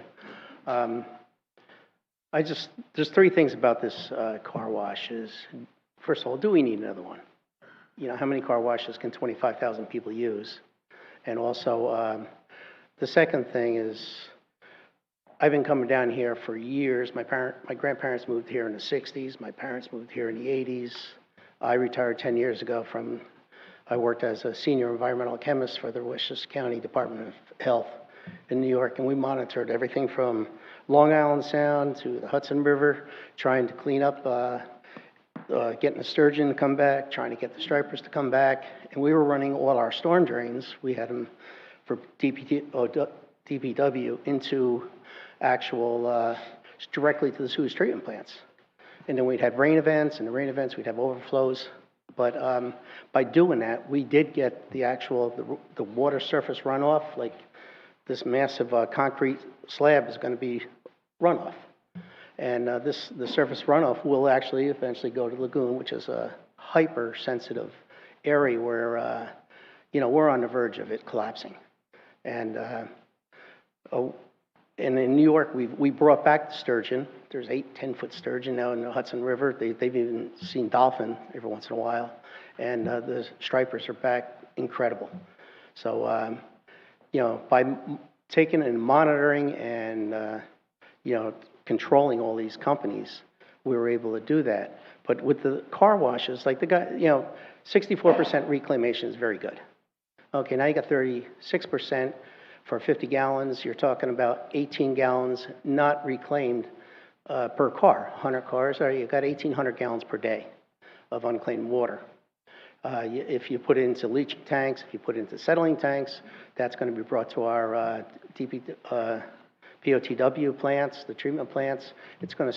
It will stress the treatment plants, with their oil and greases, the detergents, and my problem is that I see that with the lagoon, as sensitive it is, and even the retention pond behind it, we're actually taxing more our environment than what we had. I remember back in the 60s when I used to come down to my grandmother's, you used to go out the river, you threw a hook and you got a snook. Nowadays, you know what's going on out there now. Everybody does. And, we can't push the environment to that extreme, even with minute quantities of contamination, because we're at that tipping level. And the lagunas are, it's a big tourist thing, and brings in a lot of money. So I'm just hoping that, you would see it on a way of protecting the environment. And also the fact is that, do we need another car wash? Because I can go to here, I can go right over here and get my car washed, and if I really wanted to. So thank you very much. All right, thank you so much, sir. Is there anyone else opposed? And you said no one on Zoom, right, Barbara? All right, thank you. Public input is closed. The applicant, you want to come back up and readdress anything?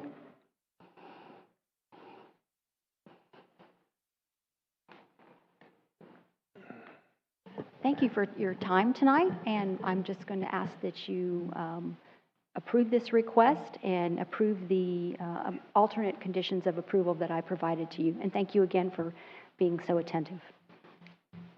All right, thank you so much. Staff, final summation?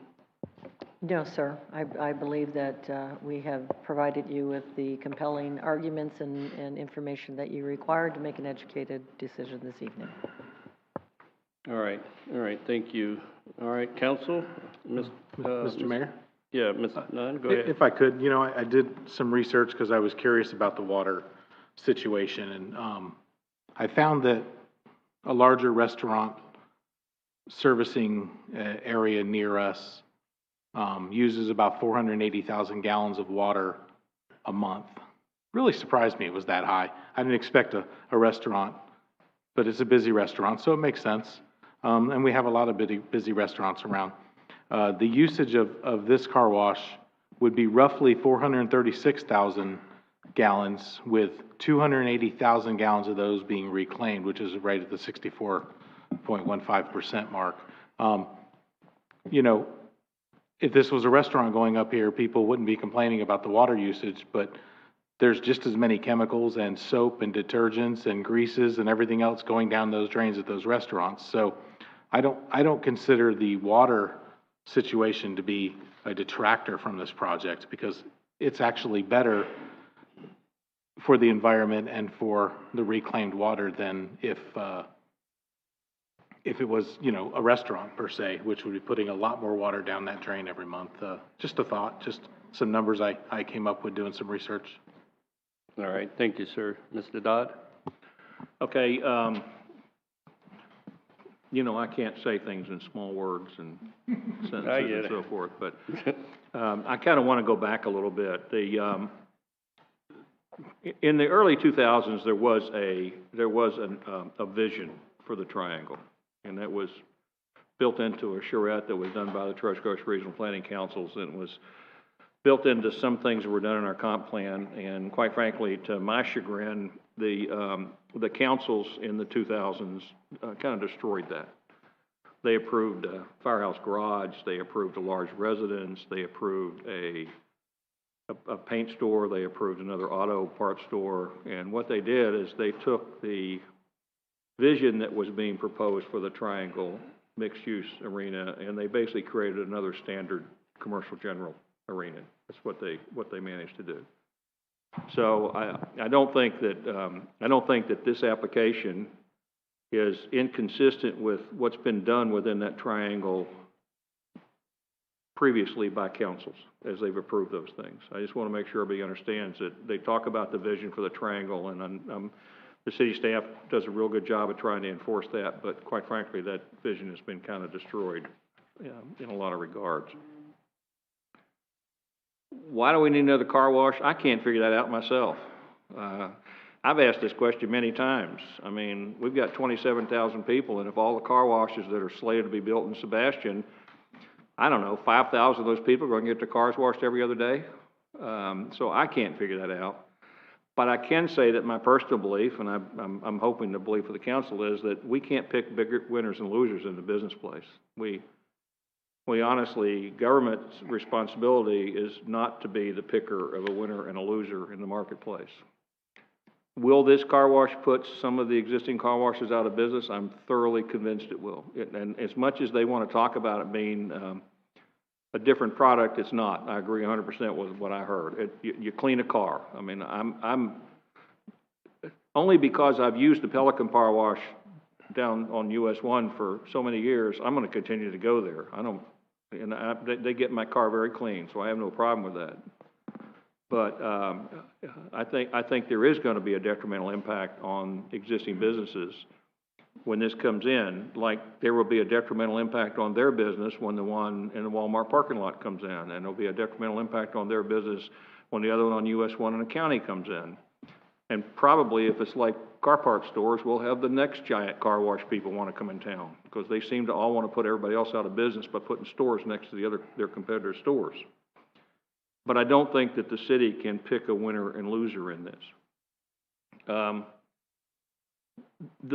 Like I'm saying, the vision was good once, but it's been done. It has already been changed for that area.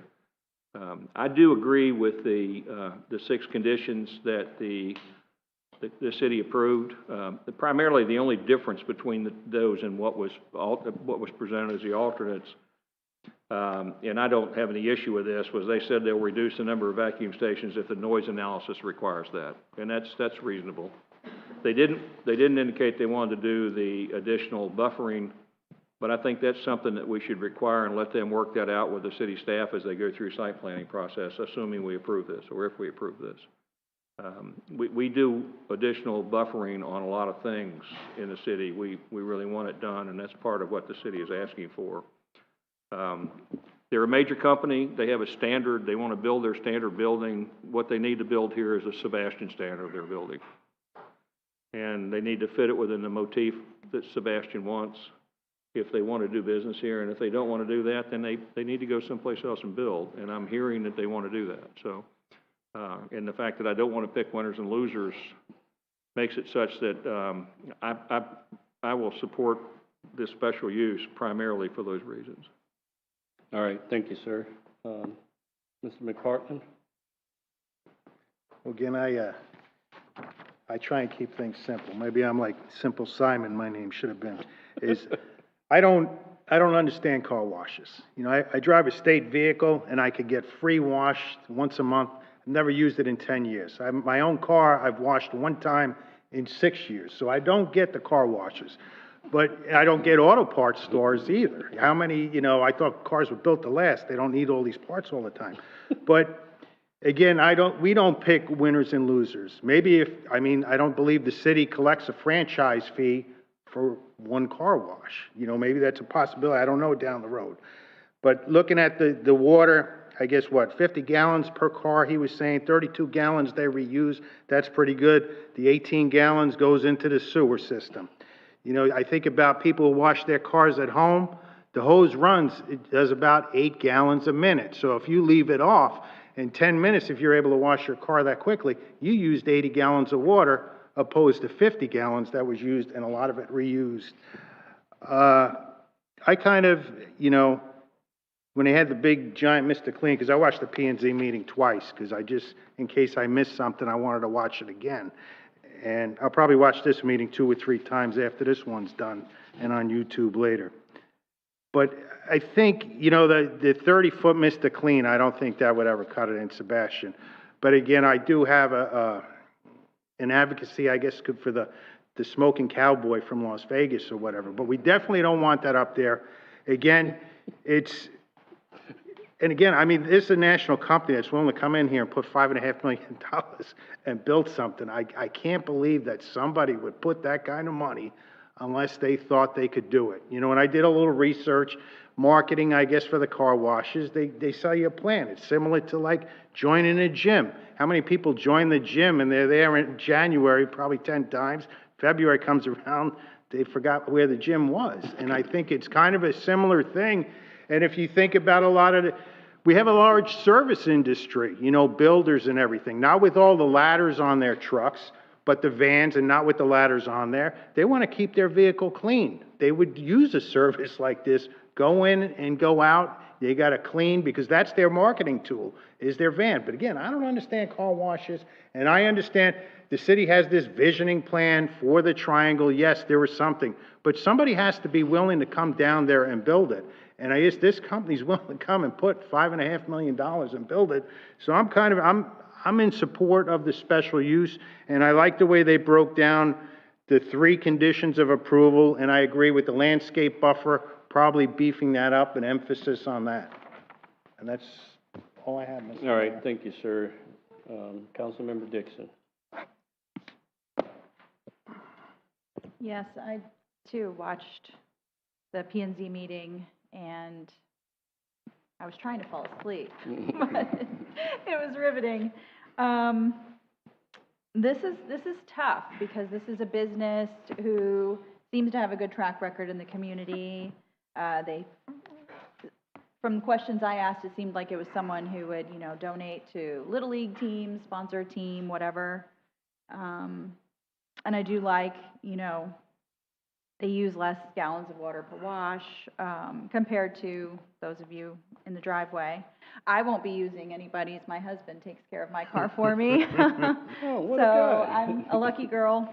But I also don't like putting local businesses out who already live here. I think one of the charms that I love about Sebastian is, it's so different from other places that I have lived. I went to college in Orlando, and there everything is chain this, chain that, nationwide own this and that. And Sebastian's not that way. And so there's something that bothers me about this, being such a bigger entity. So honestly, I'm not sure. Is that? All right, thank you. I agree with pretty much everything everyone said here. Mr. Dodd talked about the CRA and how that's been destroyed over the years. It's no longer fit that plan. You think about it, what kind of land do we have in the triangle left? What, are we going to kick the VFW out? We're going to kick the American Legion out? The only property that we have in there basically is our old Public Works compound. And I think this is a great project, and there are people who spend a lot of money to build something in this community. The traffic is not going to be an issue. There's 2 ways you can come eastbound and westbound and go out there. Ingress and egress is not going to be an issue with that particular location. So, that's where I stand right now based on what I've investigated and read. So, anyone else? I could, if I could say one more thing. We talk about the type of car wash it is, and I've used Pelican. While they've been going through repairs, I've used Kiwi and Bill's, and they're nice car washes, and I know that once Pelican's done, it'll be just as nice of a car wash. I do disagree that it's going to hurt the other car washes in town. I believe that those car washes are used, kind of like the one gentleman said that came up, people that want to wash their own cars that can't do it in their driveway, want to use the spray gun and the brush themselves. They don't want to go through a car wash because they don't want their car, but they're always worried about it getting scratched or swirls or something. And, then we are a huge boating community. There's no boats going through this car wash. And to be honest, there's no boats going through Pelican's Express either. They're going to be going to these handheld spray and brush car washes. So it's not going to hurt that business from that respect. And then you have all the larger trucks that won't fit through the car wash, those vehicles that do have ladder racks and things like that. They can't go through these express car washes. So all the people that are using the standalone stall car washes now, the other three for the most part, except for Pelicans and their express lane, they're going to continue using those other car washes because they can't take them through the express. So I'm in support of this project. I think it's a good area for it. I believe there's enough buffer. Looking at the map, the special use permit map that's in the agenda that shows Sebastian Boulevard, it shows the buffer on the north and the south side. There's no residential. Like I said, the only residential that's close to it is the mobile home park. Everything else is buffered super far away from it from a residential perspective. Auto parts stores, car tinting shops, automotive shops, auto parts stores, paint stores. I think a car wash fits next to it pretty well. I think it'll serve our community well. Mr. Mayor, I'd like to make a motion if I can. Yes, sir, Mr. Dodd. All right. I move that we approve Resolution R 2305 with one modification, that special condition A be reworded to indicate a reduction in the number of vacuum stations as indicated by the noise analysis. Okay. But all the other items All the in other that, items that's recommended by our as staff. recommended by our staff. All right. Everybody understand the motion? Second. All right. So we have a motion and a second. Any discussion on that? Hearing none, Madam Clerk, call the roll. Councilmember Dodd? Yes. Councilmember McPartlin? Yes. Mayor Jones? Yes. Vice Mayor Nunn? Yes. And Councilmember Dixon? No. All right. Next. All right, where are we now? We have no unfinished business. We're going to go on to new business, resolution number R-23-07, accepting the fourth quarter financial report. All right, hold the noise down. We're still in session.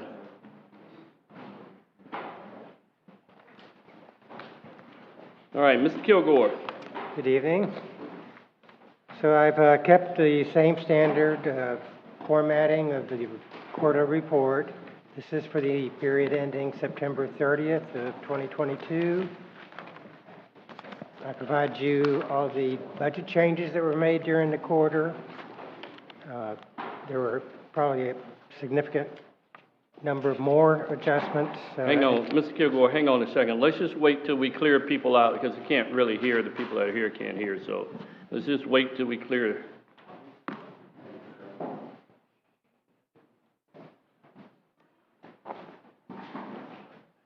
Can we turn up the pedestal mic a little bit? Thank you. Ken, you just got to get closer. Ken's quiet. He is. All right, you can proceed, Mr. Kilgore. Okay, I was just covering the budget changes that are presented as part of the resolution. A lot of the changes at the last quarter were to catch up on things that had happened during the year. For instance, some grant programs that were approved and needed some adjustment because of the agency changing their amounts. We had some projects that were closed out, so we closed the books on those. So we made the adjustments to add any appropriated amounts back into those reserve accounts. There was a couple of R&R reserve uses that fell into the quarter, relatively minor amounts, but we did proceed with those, and we're required to report those back to the City Council at the following meeting. So I covered those. I give you a synopsis of the, this is on your page 211. 211.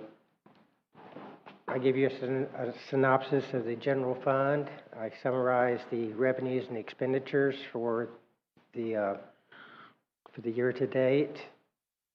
And this is at the close of the year. We had 107% of revenues collected compared to budget.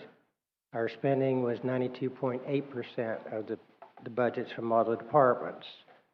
None of the departments did exceed the amount budgeted. I think the chief reason we probably didn't spend a higher percentage of budget is that because of vacancies during the year on the personnel side. I give you a breakdown of the fund balance. I summarized that of the $275,000 that were authorized to use for the renewal and replacement account, we only used $160,000. That's restored then at the end of the year, and we ended up with a substantial fund balance. But keep in mind, there's things that we had not appropriated in this year's budget that we've got to use some of those reserve monies to cover. On page 212 of in your packets, I summarized the stormwater fund. There was an excess over what we had projected in reserves, but not to get excited about that, because if you look at it as far as the transfers to capital projects in the stormwater, there was a couple $100,000 that was basically reappropriated in this year. Golf course, airport, and building funds, they all exceeded their revenue or their projected reserve amounts by year end. Golf course in particular had a very good year once again. On page 213, I gave you the status report of all the capital projects that were budgeted during the year that were not closed out, at least before the end of this quarter. Did have some substantial funds and projects that would have to be reallocated in this year's budget to just keep the books straight, but some of them were because we're waiting for reports or permitting or other delays in getting those accomplished. On page 214, I give you a summary of where the city's funds are kept. We have the Seacoast National Bank, where we have the majority of the money. We use the State Board of Administration, which is basically a mutual fund that's authorized by the state for us to use for local deposits. And we've got a deposit with Florida Trust, which is also authorized by the state to accept municipal funds.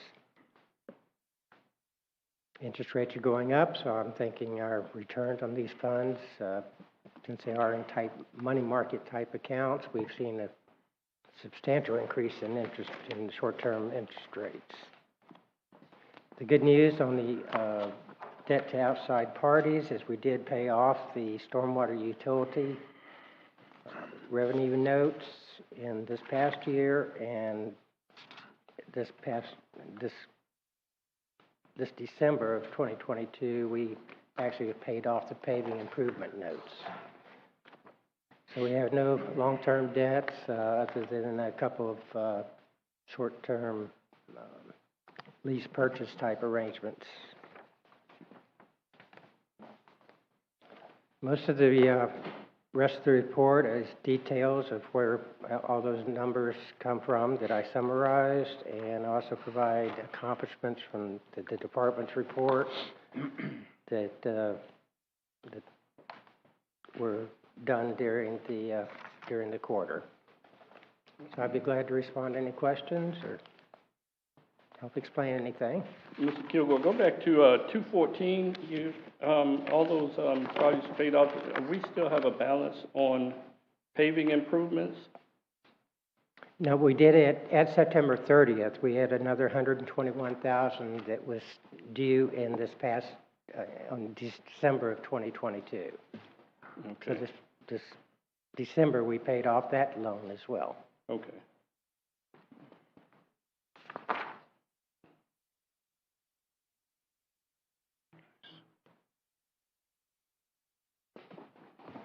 All right. Any questions from council?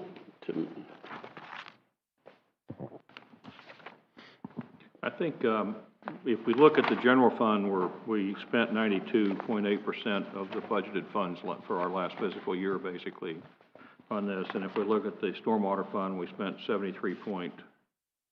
I don't know, I can't read that, I need new glasses, 73.7%. I don't think that's indicative of normal processing. I watched a budget review committee the other night, and I heard somebody make a comment, well, that means we didn't need to increase taxes. Well, first, everybody needs to understand, this fiscal year, we didn't increase taxes. Secondly, this lack of expenditures had a lot to do with staffing issues and the drawdown on COVID and some things that we've hopefully solved through our salary survey and some realignment of job titles and so forth. So it's not necessarily a really good sign that we only spent 73% of our approved budget for stormwater, but there are reasons for that that aren't overly apparent. I think people need to understand that that's the reason that's there. Some people might infer that we're just not spending money and not doing the work at the same time, and it's just not right. Not true. All right, thank you so much, sir. Anyone else? Council? All right, well, let's entertain a motion. Mr. Mayor, I move approval of resolution number R-23-07. Second? All right, we have a motion and a second. Any other discussion? Is there anyone from the public who would like to speak on this? Seeing none? Anyone on Zoom? No, sir. All right. Ready to call the vote? Councilmember McPartlin? Yes. Mayor Jones? Yes. Vice Mayor Nunn? Yes. Councilmember Dixon? Yes. And Councilmember Dodd? Yes. Motion carries. Thank you. All right, the next item on our agenda is 12B, consider the Natural Resources Board's request to sell alcohol beer only at the upcoming Earth Day celebration at Riverview Park. Mr. Carlisle. Yeah, they didn't request it last year, but they've requested this year to allow the Rotary Club to sell beer to help try to influence people to come down and to raise some additional funds for the Rotary. We would recommend approval of that request. Since it's in the park, it does require council approval for them to serve alcohol. Right, perhaps we'll get more participation for Earth Day as well. Kind of the thought. Yeah. All right, council, any questions? Oh, Mr. Mayor, I'd like to see, not starting any beer sales until at least noon. I mean, 9 o'clock in the morning. Well, they have breakfast beer. Yeah, Breakfast beer? Come on. I mean, Eggs and eggs. Bacon flavored beer. all right. Well, whatever they do it, I mean, okay, so, all right, so we have a motion and a second, right? Any further discussion? Seeing none? All right, let's call the vote, Madam Clerk. Okay. Mayor Jones? Yes. Vice Mayor Nunn? Oh, I'm sorry. We never called for We never public did input anything, on did we? this. We did? No, sir. No. No, sir. We did? No. On this one, we did We not. had a question about bacon flavored beer, but no So, motion. no, we need to call public input. Sorry about that. I missed it too. No, that's fine. Is there anyone from the public who would like to speak on considering the Natural Resources Board's request to sell alcohol beer only at the park during Earth Day? There you go. Hearing none. Zoom? None? All right, now we can call the vote. Sorry. Thank you. So we did have a motion? Yes, we have a motion we had and a a second. Okay. Mayor Jones? Yes. Vice Mayor Nunn? Yes. Councilmember Dixon? Yes. Councilmember Dodd? Yes. And Councilmember McPartlin? Yes. Motion carries. Thank you. All right, item C, review and discuss ordinance number O-21-03, mobile food establishments and criteria for temporary uses. Mr. Carlisle, you or your staff have something on that? Well, a little bit of history on this. During COVID, the state of Florida shut down restaurants and bars and weren't allowing for in-service of alcohol only in bars. You had to have food service. At the same time, the state legislature had passed, that was under emergency declaration by the governor. The state legislature had passed a state statute that didn't allow for cities to ban food trucks or to require additional permits. And so when we had met with, actually it was Mash Monkey, who was closed because he didn't have a kitchen, he wanted to be able to sell food and be able to have his beer sales because that's all he could do. So staff drafted the ordinance in compliance with state statute, but also didn't want to provide an ordinance that made it competition with brick and mortar buildings. So our ordinance was drafted, and I'm sure that when when Lisa and her crew looked at it, they looked at other municipalities. And I've looked at some since this one has been brought back up, and some of them are a lot stricter than ours. But in any case, it was brought up because we have a vendor in town that requested that they be able to stay longer than 2 days at any one location. And so we would just bring this back to you with the explanation. It was designed so that it didn't become a permanent location for a food truck. Our brick and mortar businesses, they hire staff, they provide jobs, they provide taxes, they provide a lot of entertainment and stuff for our communities, and we don't want food trucks to put them out of business. So that was the intent of it. It was not intended to be overburdensome on a food truck. It was to provide a service for a business that really couldn't stay in business without it, and to provide for compliance with state statute. All right, thank you. I had a question. Hopefully someone can ask me on. It's on page 242 of our backup. Mobile food establishments are not required to obtain any local license, registration permits, or pay any operating fees. However, the business entity or owner operating a mobile food establishment may need to obtain a local business tax receipt from the jurisdictional authority applicable to where the base of operations is located. Does that mean they have to get one from here at the city? Business tax license, yeah. Yeah. All right. Mobile food establishments are permitted on each property a maximum of no more than 2 days per calendar week. So this means that someone can be at one location over here 2 days and then can go to another with the permission of the owners of the property to another one as well. So that keeps them going that way. Yeah, and it can't be on city property. Can't be on city property, right. All right, so. A couple things that you need to be aware of. The Florida Department of Agriculture and Consumer Services regulate food trucks, and so does the Department of Business Professional Regulations.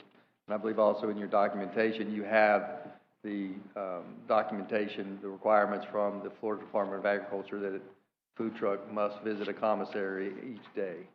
And they have to have a commissary letter. Even if they're fully contained, they have to have, the reason for that is to dispose of their waste. So that was part of FDACS. And you might want to consider that when you're talking about this ordinance. Right. Okay, so I think it's the class 3 where they just sell pre-made food or all of that stuff. They don't have to go to those licenses, but a class 1 does.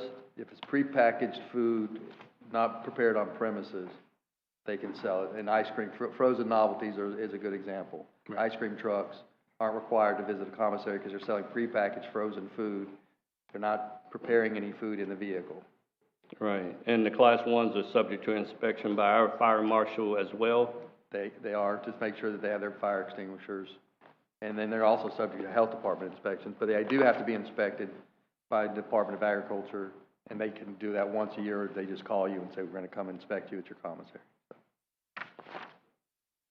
Mr. Mayor, may I? Yes, go ahead. So, just to understand a couple of things. So, from the city's perspective, the only responsibility the city has to maintain food trucks in the city is just the business tax receipt, just a sales tax license to sell food.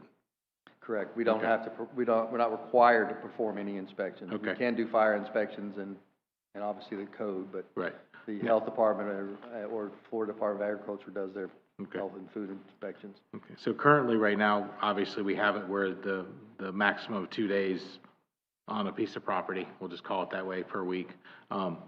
Would moving it to a larger number put us in conflict with the state FDACS requirements, do you think? It would not. It would not put us in conflict because we're not challenging the inspection part of their requirements. Okay. I guess what the request that came in was to give more time than 2 days, and you know, I guess the question would be what everybody up here would be willing to accept as a different number if that's not the number they want to go with. So I guess that's probably the only change looking really to be made is the number of days that a truck or trailer can set on a single food site or on a single site per week. And I guess that would be the question then is how does everybody feel about any changes to that, to maybe a larger number or leaving it as it is. Yeah, I don't have a problem to an additional number, but not many more, because we don't, the purpose of this, I believe, was to not have these trucks posted up everywhere all the time. Correct. And I believe that was the intent. You know, I don't have a problem with what we have right now, but an additional day, I also don't have a problem. But more than that, I would have a problem with.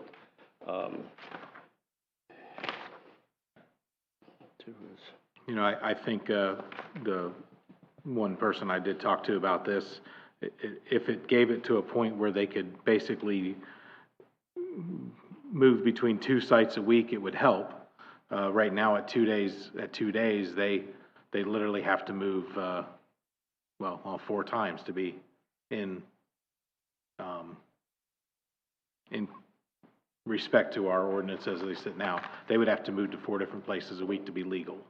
Yeah, but they're mobile anyway, right? 2, 4, 6, and then 7. Well, right, correct.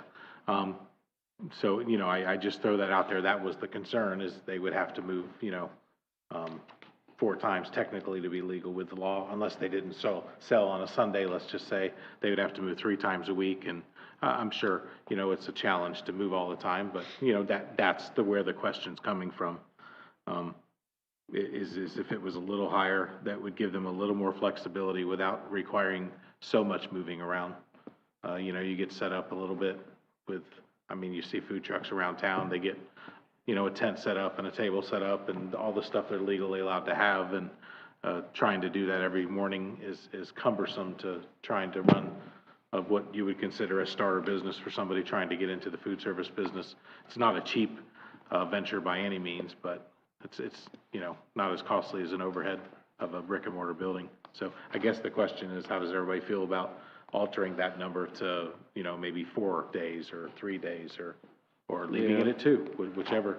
Yeah, no, I don't have a problem. I just don't, I think, like I said, the intent of those things is not to have our city overrun by a lot of food trucks, and I think we run the risk of that. I'm not sure, but like I said, I don't have a problem with that in 1 additional day. I'm happy with where we are, but I don't have a problem with 1 additional day. Yeah, I guess my concern is that all of a sudden now we're establishing, if we do this the wrong way, we're establishing an opportunity for a food truck to be a permanent facility, a permanent fixture in town. There's one on 512 that's moved 3 businesses down the street from, I'm not stopped there. I've thought a couple times stopping there because people tell me the food's pretty good, but, and I certainly love junk food. It's good.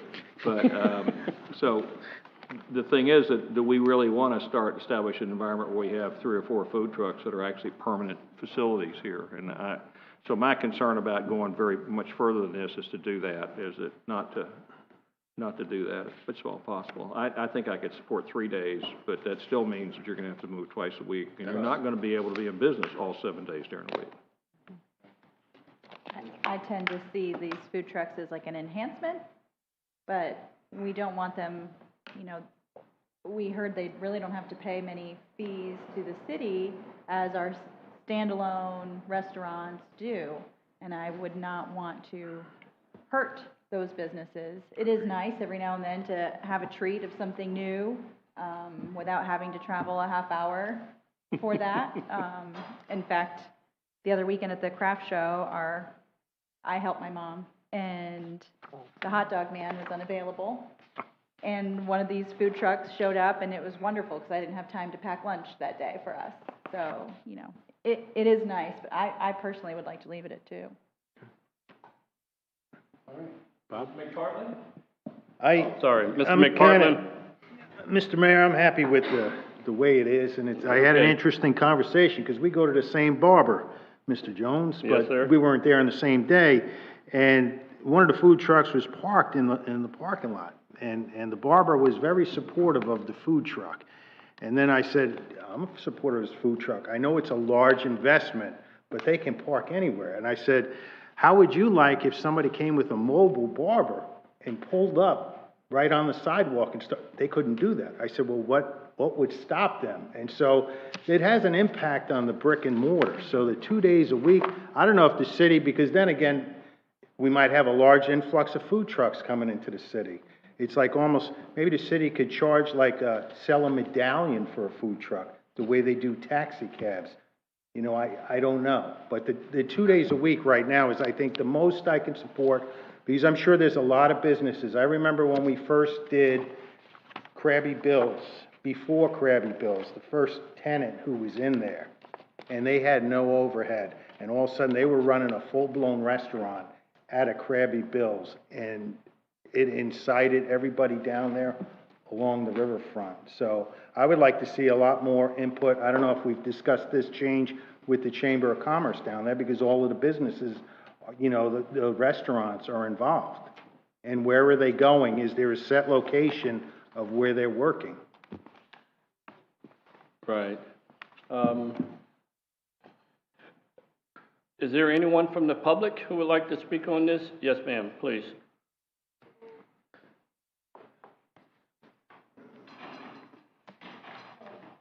Good evening. My name is Lenny Sanchez. I am the owner of the food truck on the 512. Thanks for the comments. And I made this for myself because I want to know what the community says. So I do this petition.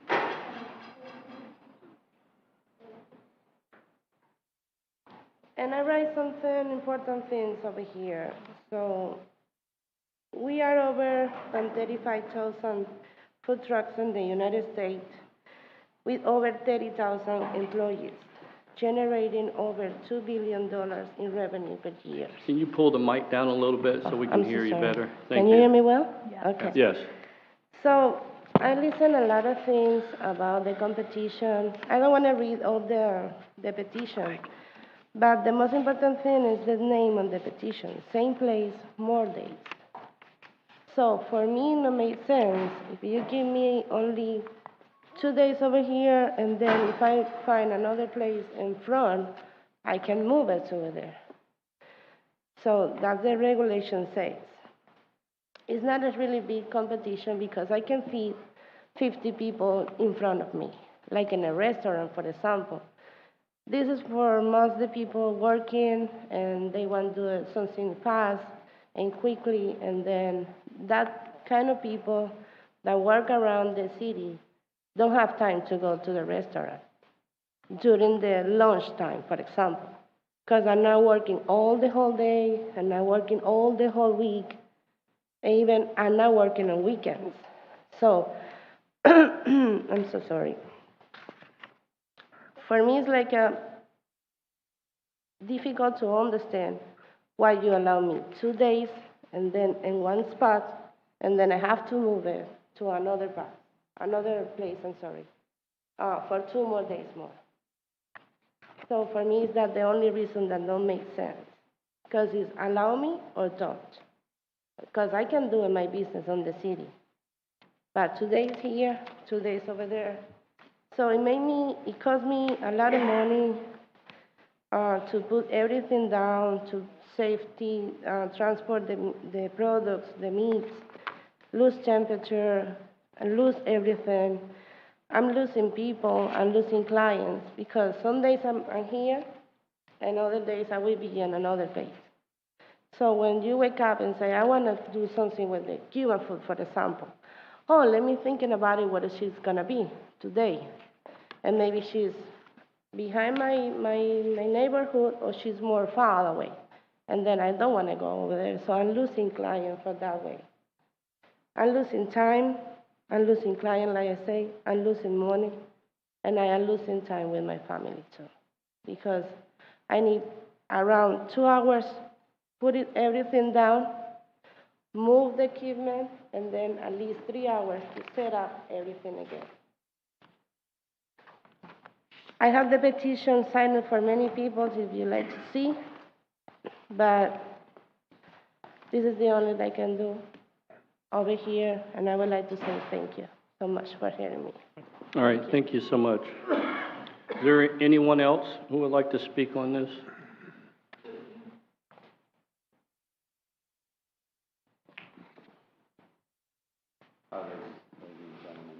Next mic, sir. There we go. That works good.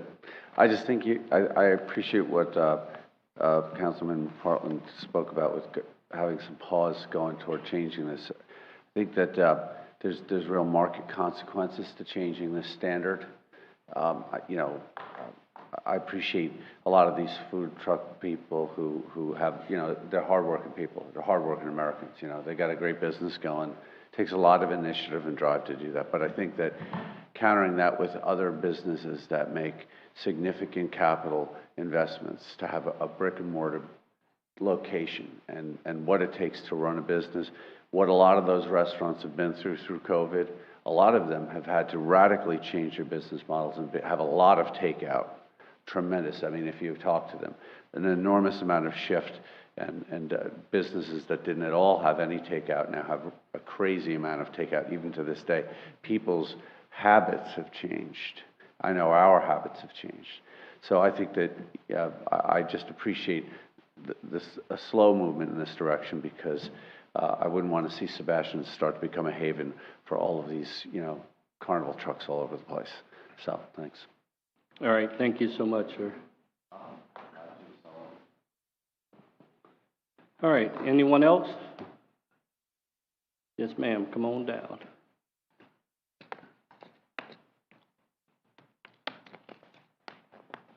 Hi, I'm Louise Cottenberg, and I live in Sebastian. I have nothing against food trucks. This ordinance is written with the word temporary. And some of you who know me know that I'm like really a rule follower. One of my biggest problems in life. I really do think that the intent of the ordinance was to give the opportunity for a temporary business setup for a person. The person who buys a food truck buys that as a choice.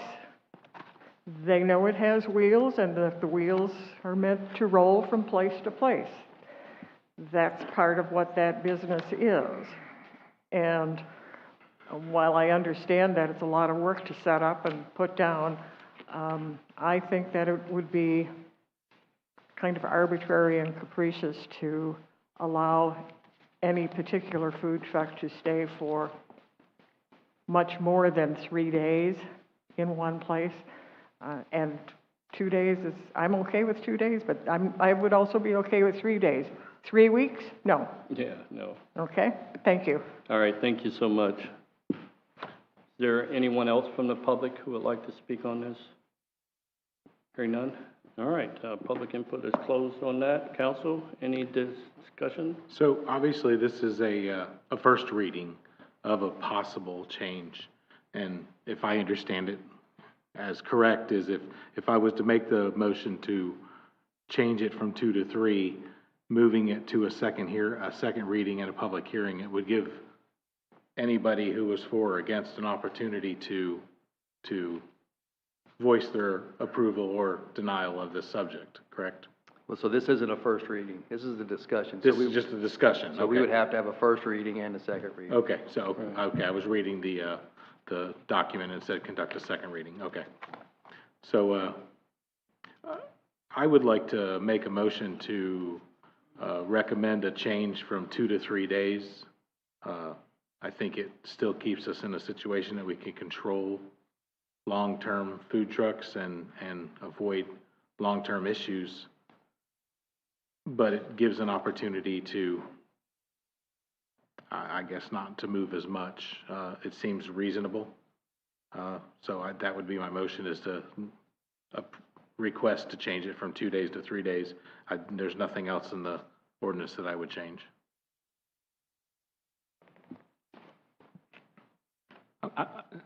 I'm going to second that for discussion. This is not the first reading of this. Is that what I'm hearing? No. No. Okay. Correct. So we will have 2 additional readings on this before the ordinance is approved. If council recommends change, recommends that we consider changing. I just want to make sure I heard that. All right. Anyone else? All right. We have a motion and a second, right? Call the vote, Madam Clerk. Vice Mayor Nunn? Yes. Councilmember Dixon? No. Councilmember Dodd? Yes. Councilmember McPartland? No. And Mayor Jones? Yes. Okay, motion carries. Now, do we have to establish a date for the first reading, or is that done? You guys will We do got to that? do advertising and all that to get it. We got to get it all drafted up. We'll get it out as soon as we can. All right, very good. Moving on to item D, review and discuss the strategic plan process. Summary D.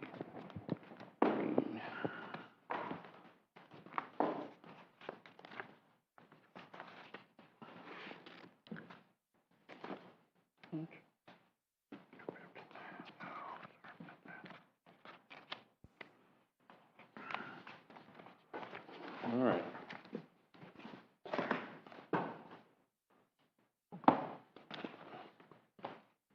Who would like to start on this?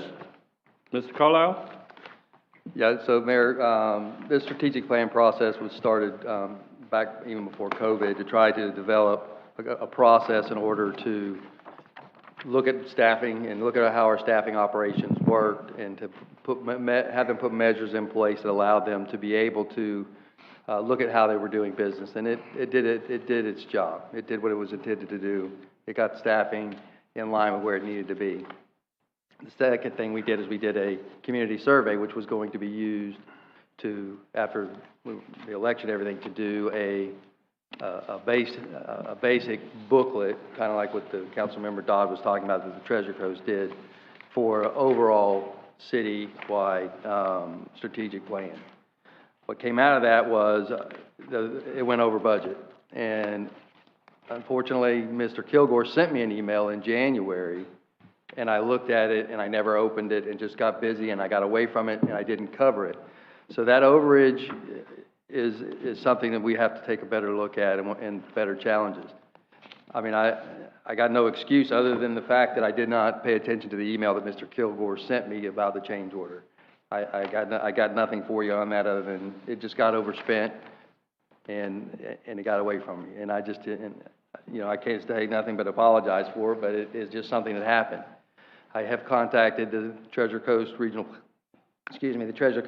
Planning Council about doing the final step and workshopping with council on that, and we'll be bringing that before you once they give me a proposal. But I think the strategic plan and the citizen survey we did was good. I think it's very unfortunate that I allowed that overage to go through and not follow through on Mr. Kilgore's email. That's totally on me.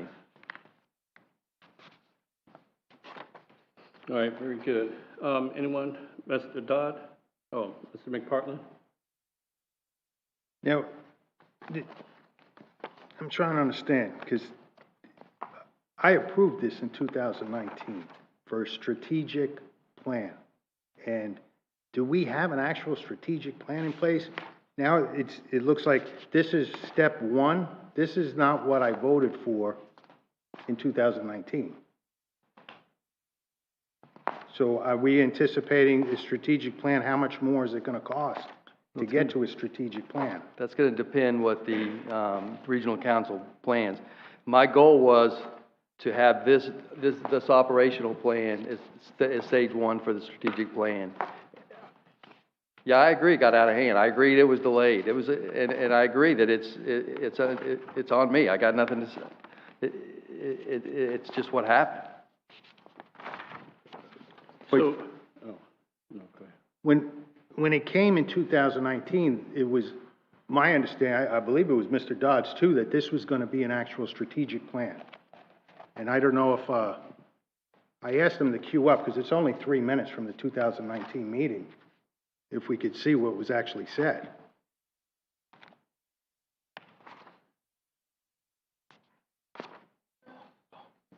We will move on to item 12, new business, item 12A.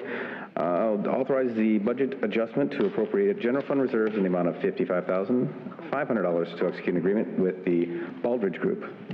Mr. Mayor, as you know, as council knows, we have been working diligently to try to put together a true comprehensive strategic plan for the city. And why that's important, it gives us a way to manage our budgets. It sets goals of how we're going to make the city better. It holds everyone accountable on what the city's doing. It provides transparency. And we as staff have taken some pretty good stabs at getting some ideas out there. We attended a seminar with this Baldridge group. They do this all over the country. And I think the professional help and with all of the ideas that he has throughout the country will give us an opportunity to bring his expertise in and help us get a plan that's going to be usable, it's going to make sense, and it's going to add value to the city. One thing I've stressed since I've gotten here is we need to plan on how we do things. Being busy and making things happen is good. Being busy and making change and making things progressive and making sure that what we're doing is doing the best with what we have is better. And this is a piggyback. They have contracts all over the country, and one of them happens to be Prince William County, Virginia, so we meet the piggyback contract stipulation for the money. And I would ask council to approve this proposal so that we can try to get this plan moving forward and get it adopted. All right, that's great. Council, what's your pleasure on item 12A? Move for approval. Second. Motion is second. Anyone from the public wish to speak on this item? Seeing none, council discussion at this time. Is there any opportunity that you think you can get this done by budget time next year so you can integrate the budget in the strategic plan? I would hope to. I mean, his proposal is several months long. There's 9 months of meetings with staff, one meeting a month over the time. It could happen quicker depending on how we get it integrated, but it's about a 9-month process for him, in his opinion. Yeah, all right. Anything else? Great idea. Having actual plans that are workable, I think are incredibly important. So I think it's the right way to go. Roll call, please. Councilmember McPartlin? Yes. Mayor Hill? Yes. Vice Mayor Kitchen? Yes. Councilmember Dodd? Yes. Councilmember Avino? Yes. Motion carries. All right, thank you.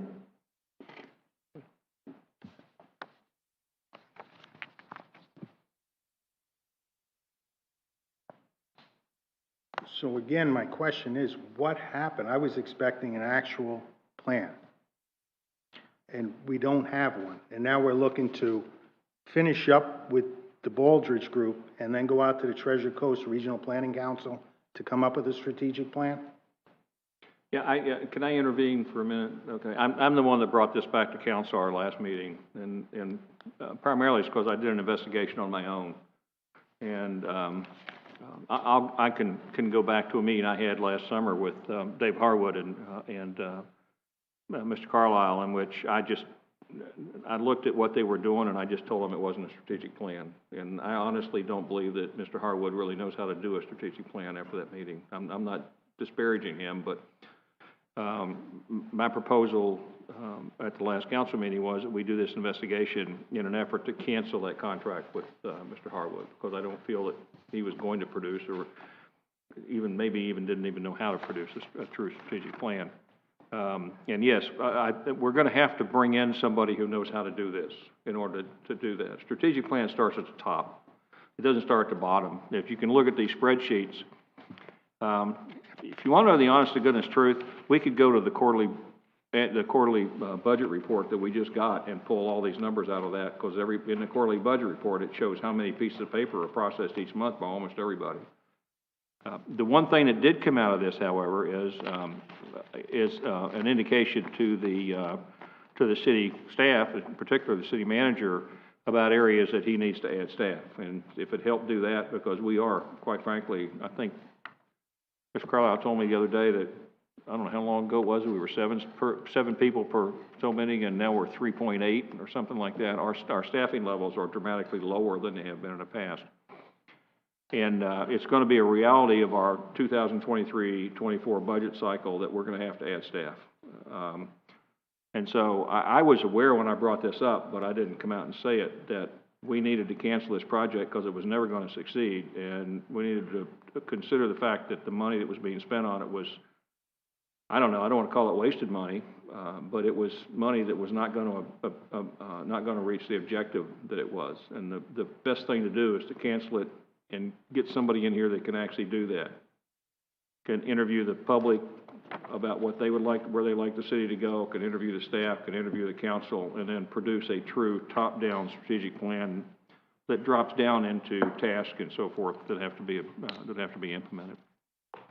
I, like you, Councilmember Partland, felt in 2019 that that's what we were going to get in this. And until I had my meeting last summer, I'm not going to blame it on COVID. I'm going to blame it on the fact that I didn't do enough investigation possibly. But until the meeting last summer, I was still thinking we were going to get a strategic plan, and I was aware at that time. And I did some further investigation in the December timeframe, and just became, quite frankly, aware that this whole thing was very disruptive on our staff, and it wasn't accomplishing much of anything. So that's the reason that I included that in the motion that I made at the last meeting, was to accomplish that. So, yeah, we're going to have to spend money, and I don't know what the Strategic Planning Council, the Treasure Coast Regional Planning Council will charge to facilitate a strategic plan. It's probably going to be somewhere in the neighborhood of what we originally approved, but we will get a plan from them. They know how to do it. And we truly will get a strategic plan that we can begin to build on and try to run the city towards a strategic direction as it's being run. So that was the reason that I brought it back, and I agree. We're going to have to spend that money as we go through that process. So, if I may. Yes, sir. All right. Obviously, the money we spent on that, it provided a very intuitive, roughly one half of our households, 7,000 people, I think. Was that the number that came back, a number of people that responded? I'm sorry, it was less than that. It was 700, right? That's correct. Right. So 700, which, isn't a huge number, but that's a pretty good number for the number that was sent out. We got a good outlook of what our citizens think of our city. They think of our services. They think of how our employees are doing, how our police department's doing, how our parks are. It gave us great insight. No, it is not a strategic plan. No argument with that whatsoever. Maybe Mr. Baldridge had a different idea of what a strategic plan would be. I can't answer that. I wasn't on council in 2019. But also in 2019, how did it get missed? I don't know. We had the clown show. We had COVID. We had lots of things that detracted away from the task at hand on this. And yes, there are excuses, but there was a lot of stuff going on between then and now that weren't having us focus on this. We were trying to save the city, not necessarily work on a strategic plan. So I don't disagree with Councilmember Dodd. We need to work with the Treasure Coast Regional Planning Council. This is what they do. This is their bread and butter. This is what they're good at. I hate to think that we spent the money on this and think it's wasted. I think we got an excellent survey out of it from our citizens and pretty good response compared to other cities where they've done it. So I think that's good. I agree. I'm glad we canceled the contract. We're not moving forward with that, but I don't think it was wasted time. Just a lot of stuff going on in that time period. All right, thank you so much, sir. Anyone else? I was just going to ask, is why did the city not look into the Treasure Coast Regional Planning back then? I don't know. Okay.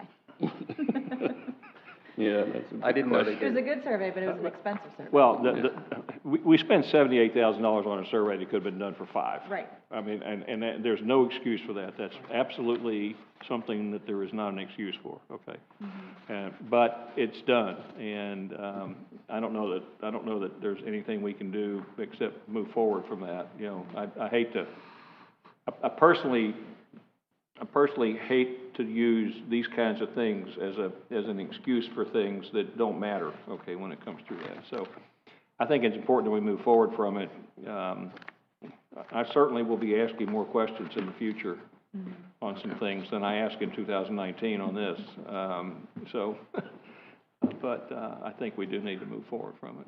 Right. Agreed. Anyone else have anything? We can make a motion if you want. Well, I don't know that we need to. I mean, as far as I know, Mr. Carlisle, the project has been canceled, and he's not coming back over here, and the city staff is not going to have to continue to work with him on these things. Correct. And so, and we're going to move forward with the Treasure Coast Regional Planning Council until he brings back a proposal from them. I don't know if there's anything for us to vote on. Right. So that contract has been canceled. They know about it. I've left him messages, he's not returned any of my calls. I've left him messages, he hasn't called me, but we're not having any more meetings with him. Maybe send certified mail to back it up, I just in can. case? Okay. But he's not answered any of my phone calls, and his voicemail's been full. Okay. All right. Mr. Attorney, what's your? Just one comment. Don't forget as well, last time, Councilmember Dodd did that motion, it was 5-0 to go forward and try to find, or get a contract, tell Paul to go forward, tell the city manager to go forward with the treasurer code. So that's already been determined by you guys. So Okay. there's really nothing to be done. It's just getting that before you guys, hopefully soon. All right, yeah, that way we won't have to spend another $2,500 this month and next month, right? Correct. All right. All right, so are we done with that item? Well, I want to make one more comment about that item. I think that this exposed something to me that I think that we need to talk about, and maybe we need to make an agenda item, maybe we need to talk about it at a workshop, however we want to talk about it. Council really doesn't receive a whole lot of information about active projects. And I understand the problem with the charter and the management of the city by the city manager and the council not managing the city, but we really don't receive a whole lot of information about active projects. We don't see a whole lot of information about what projects are being worked on and what their schedules are, how are they related to the overall schedules, and how are the financials related to the budgeted financials and so forth. And I would like for us to come up with something, and we can work with the city manager on this, where we receive, maybe quarterly, we get a report on all active projects, where they are based on schedule. I would kind of like to see some of the schedules. I mean, I've asked questions, for example, about, well, when is a ditch going to be mowed? And basically, I was kind of told, well, they're supposed to do them once every quarter. Right. Well, I'd kind of like to see what day they're supposed to do that ditch, you know, some things like that. And I don't know whether, I mean, Karen Miller may have that, okay? It's just that I would kind of like to see something.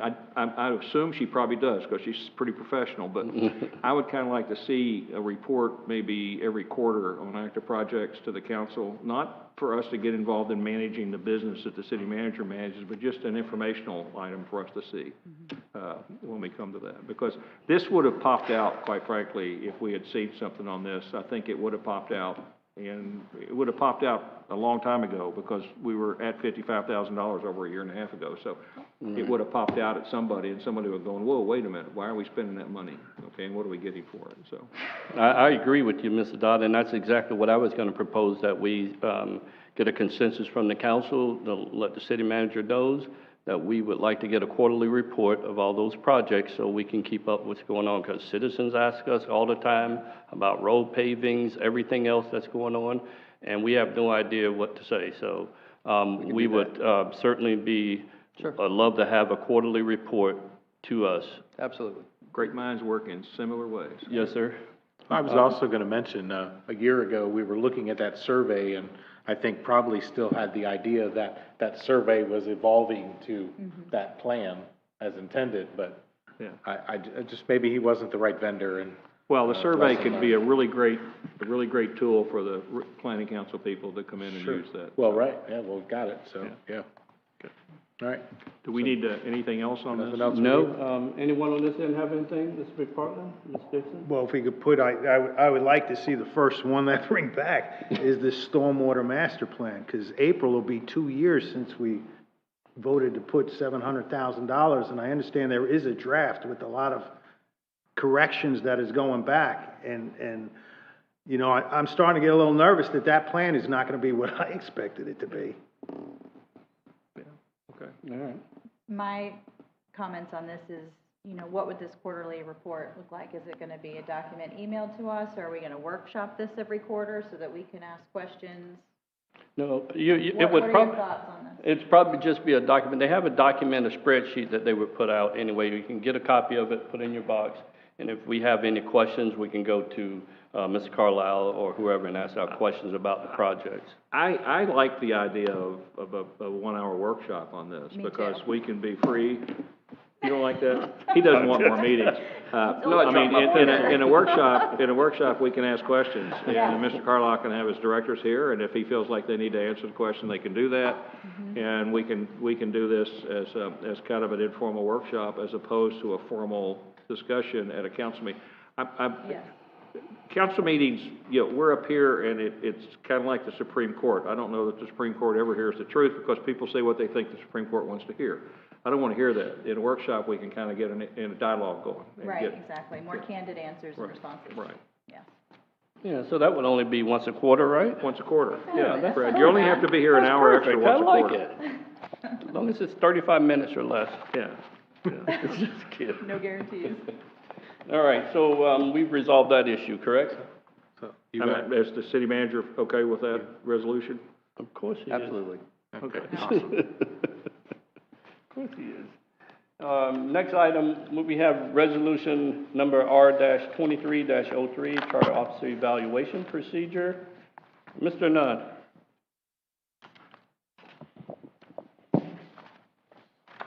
Okay, thank you, Mr. Mayor. This is a resolution for the city of Sebastian, Indian River County, Florida, establishing procedures for charter officers for goal settings, evaluation, wage adjustments, and other increases in compensation and renegotiation of employment agreements, repealing resolution number 2104 in its entirety, providing for conflict, providing for severability, providing for scrivener's errors, and providing for an effective date.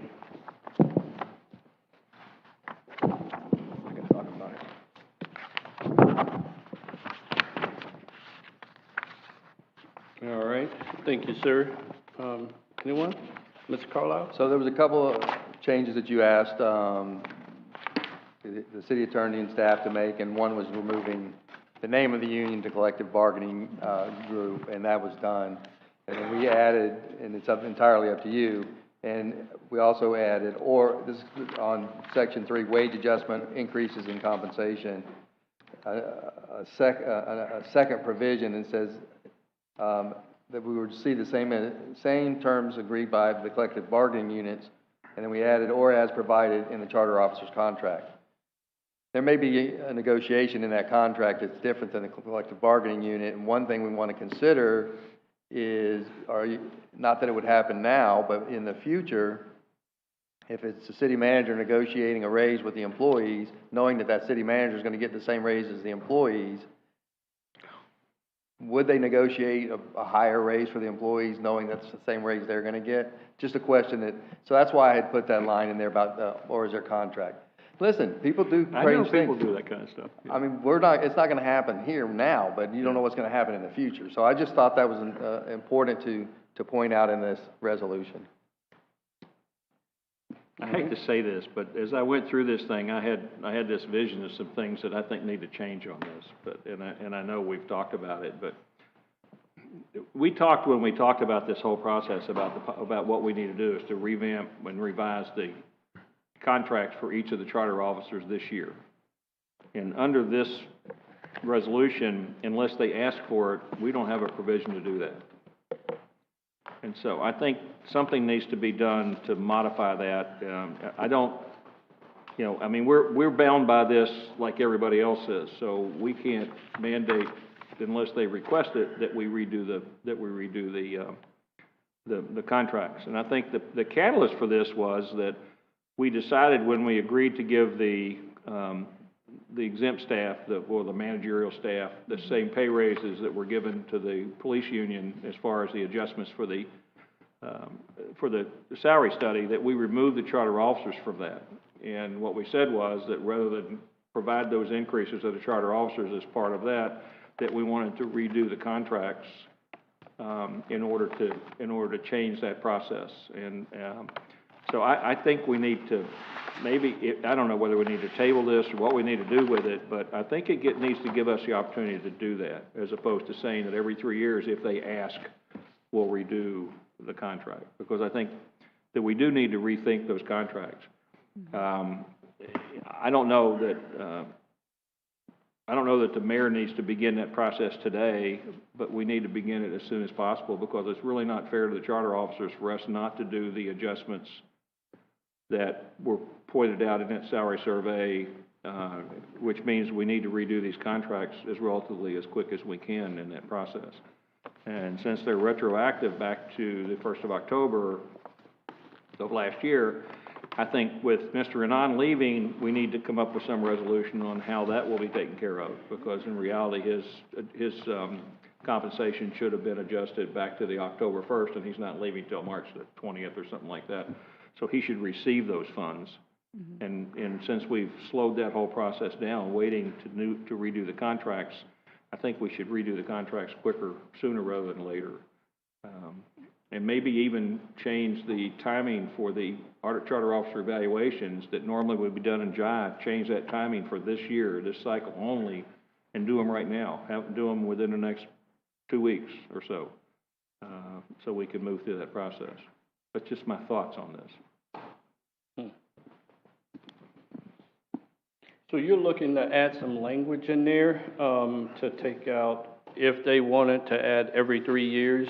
Well, Each one is we could different, leave that correct? in, but we need something in here that allows us to say, this year, we want to do the evaluations for the next 2 weeks, and we want to rediscuss or redo the contracts as a result of that evaluation. And we want to try to do that within 2 weeks after that or something. And I don't know, Manny, what type of language changes will have to be made in here, but we can't do that under this ordinance. It's a resolution.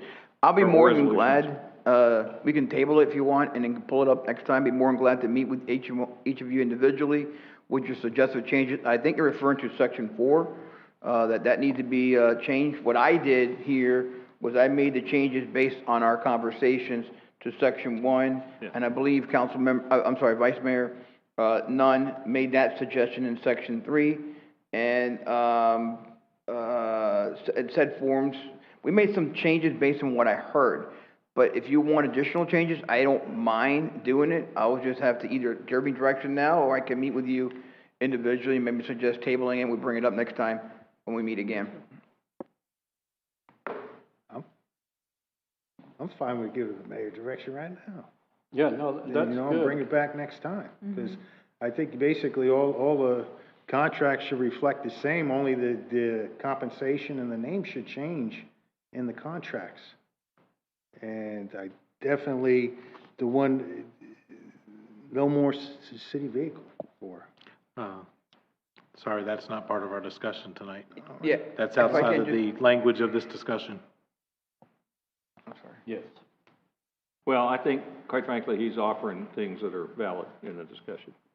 That would be we're trying to make a determination as to where we're going to go, and I think that would be negotiating a valid. contract, in my opinion. Yeah, but no, I think what we should do is deal with what we have here and the other things that we can deal with in the contract negotiations. Okay. With the council's input about what they'd like to see in the contract negotiations. So I'm gonna make a motion that we table this resolution, not for a date certain, but we table it until we're ready to come back on it. Well, it sounded like we needed to. I'm gonna do a follow-up motion on that. Okay, it sounded like we needed to deal with this sooner rather than later, and Mr. McPartland, or Councilman McPartland, sounded like he wanted to go ahead and move forward, and outside of getting specific on contracts, is the idea to make it every 3 years? I mean, we can discuss this, we're sitting here. Okay, so how about if I do this? I'm gonna make a motion that we table resolution R2303, and additionally, that we direct the city manager and the HR director to expedite within the next 2 weeks the city charter officer evaluations, and that the mayor then 2 weeks after that begin the contract negotiation changes. And if he wants us to give him input on what we want to see in a contract, he can ask for that. And if he has to ask for that in an open meeting. Right. That's my motion. It's a great idea. Yeah, that's fine. Yeah, we got a motion and a second. Any other discussion on that motion? And so for the next meeting, we'll have that. For the next meeting, and we then should give direction to Mr. Jones. Yes, and we can give direction to the mayor at that time, and I know I'm adding work on Cindy back there, but she should be able to provide us really quickly the forms, and we can do the evaluations, and we can do that relatively quick. I'd like to get this over with, but I do think we need to do the evaluations, and I do think we need to redo the contracts. Well, I agree with the contracts for sure, so. All right, so we're tabling this, right? Do we need to vote on this, or just consensus? Want to. Huh? You need a Yes, second. it's first and seconded. I seconded Mr. Dodd's Yeah, motion. we had a second. So, all right, so call the vote. You want any public input? Huh? No. Public input? No? Okay. Call the vote. Councilmember Dixon? Yes. Councilmember Dodd? Yes. Councilmember McPartlin? Yes. Mayor Jones? Yes. And Vice Mayor Nunn? Yes. Motion carries. All right, next item on agenda, council, is city attorney matters. Mr. Nunn.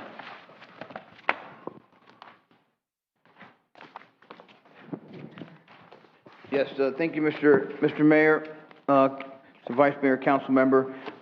Just two big issues. Number one, just for full transparency, as you know, we met this evening on pursuant to 447. We were the city manager wanted direction from the executive government in this sense, so we can move forward with negotiations. Next negotiation is set for 2/28. Hopefully, we'll bring something back to you then. The third thing I want to mention to you is, so far, I have 3 candidates, and I plan on bringing everything on on the 8th, on March 8th, which is what I want some direction on. Right now, we have 2 candidates, attorneys, individual attorneys, Rodney Edwards and Andrew Mai, both very qualified. We also have a law firm by Wade Voss, also extremely qualified himself, but that's a firm. I'm not sure if you guys at this point care for firms or not. The issue that I want to know, number one, are you okay with the firm? Number one, and then I'll work with all 3 candidates. And number 2, for March, do you want these candidates to be present and give a presentation, or do you just prefer just to review the applications and then make a decision on 8th for your interim city attorney? Right, so this is just for the interim though, right? Okay. Yes, yeah. No. Mr. Colin Basinger is doing the city attorney. Right. All right, I take direction from council, whoever has. I mean, I was going to say, it's a possibility, the discussion we had is that we could be with this person for 6 months. So I think having them here, hearing them talk, listening to them, asking questions is a good thing, in my opinion, I think, personally. I agree. Anyone else? I would concur. Okay. Yes. So what do we need? Just a consensus for you? Are you good? You have your direction? So what I'll do is I'll individually contact all 3 individuals. I'll let them know that you want them here on the 8th with their packet, and then you guys can interview them individually, hear from the dais, and make a decision that day. But I do agree, it could be a long time. Yeah. Can we do that individually? Is that appropriate from the council's perspective for us to talk to them individually, as opposed to having it all from the dais? Oh, yeah, well. I mean, separate private interviews? Yeah, separate meetings with them. I mean, don't forget, this is not the city attorney position per se, which I think you would have one-on-ones. I know my experience dealing with cities is you do have your one-on-ones with all the council members, but ultimately, they do go before the board, kind of like to introduce the candidate to the public, as well as then council, again, asking questions directly in public before they make that final selection. So in this case, I don't think you need to have that, but if you want, that's going to be an additional layer that if you do want to individually meet with them, then you let me know what date, and you can do that, and or have them all here on the 8th, then you guys could do the same thing. So they could present their bio and their proposal to and we could ask them any questions that we might have. Well, yeah. Are we going to get their presentations when we get the agenda or in advance to that, so we can have our questions prepared? Yeah. I already have all their presentation. I'd be more than glad to forward it probably tomorrow. Okay. I do want to talk to one candidate first to make sure that they kind of maybe amend it a little bit to fit the structure. Because remember, now we're not having, you could be right, Vice Mayor, it could be 6 months, but we do know pretty much the days that we're going to need someone to be, boots on the ground to have those specific hearings that we're going to have, whether they're going to be council meetings, whether they're going to be code meetings with special magistrates, or whether they're going to be planning and zoning, or even construction boards. Those are the main ones that I've been handling. In addition to that, the individual will have to be available in case there's need some legal advice. I would recommend having a single point of reference, i.e. maybe the manager. Any questions go through the manager. That way, the whole city departments aren't reaching out to this, and then you might get an exorbitant price. So, but we can talk about that later as we get closer to the date. But I got your directions, and I'll provide you the package tomorrow. I was going to mention my only concern with a firm is how many people are in this firm, and do we know who we're gonna get? You know, if you're talking to a single attorney, the person you're talking to is gonna be the person you're hiring to do the job, and with a firm, you're not necessarily getting that warm and fuzzy, we'll call it. You could be talking to somebody one time and then talking to somebody else another time, and I think that's probably the issue we had with going with the firm to begin with, because you don't know what you're gonna get. Every time could be different. So, I don't know. That'll be interesting to see how they present themselves, I guess. Yeah, but we can decide whether or not we want a firm or an individual attorney, so that's something that we can all come together on that. We don't necessarily have to get a firm, but if they're good, they're good. But that's a decision that we all will make together. Are you done, Mr. Anand? I am, Mr. All Mayor. right. City manager. So, Mayor, we opened bids with Waste Management. I've had meetings with Waste Management and trying to go over contract details and get it finalized. This is a significant issue for our residents, this contract. You know, we've seen prices of sanitation go up just with them currently, and Waste Management was the only bidder that we had. And we've looked at other municipalities and their cost increases, and they're within line of the other increases. But, you know, we want the public to have an opportunity to address this issue. We're going to ask them to look at whether they want to go to universal service or subscription service, give you all a thought on that. I think this is a big issue for our residents, and costs are going to be extensively higher. And I think amount of service could change depending on what you choose. But I think it's important that we let the citizens have some input on this rather than just take something this significant, kind of like the annexation. You know, be transparent, let them have, even if it's just venting, but let them have a voice in this before we just pass it. I'd like to set some workshops up. I know we're having workshops after workshops, but this has to be done sooner than later because they have to buy new carts, they have to buy new trucks as part of the contract. I was looking to try to get direction from council to have 2 workshops on Monday, one at 1 to 2 and one at 5 to 6 on Monday. What kind of time period are you talking about? Not this Monday, right? Is there enough time to notify the public on that? Well, we'll get it out there on our 12. I'll do an interview with Andy and let Andy get it out there, because if we wait till the 22nd to have the meeting, we're running really short on time for them to order their equipment. Well, no, I agree. We definitely need to have a workshop because this is a lot of money. They're talking about raising the prices or whatever, or changing to one day or universal. This is something that the residents need to give us input on, and we have to give them that opportunity because this is not something cheap. So yeah, and I have to have the agenda stuff put together by Wednesday to get it in the meeting on the 8th. Is it Monday? What's the number on that date? The 28th? 27th. Monday the 27th? 27th, is that the date? Yeah. So weeks enough notice? Yeah.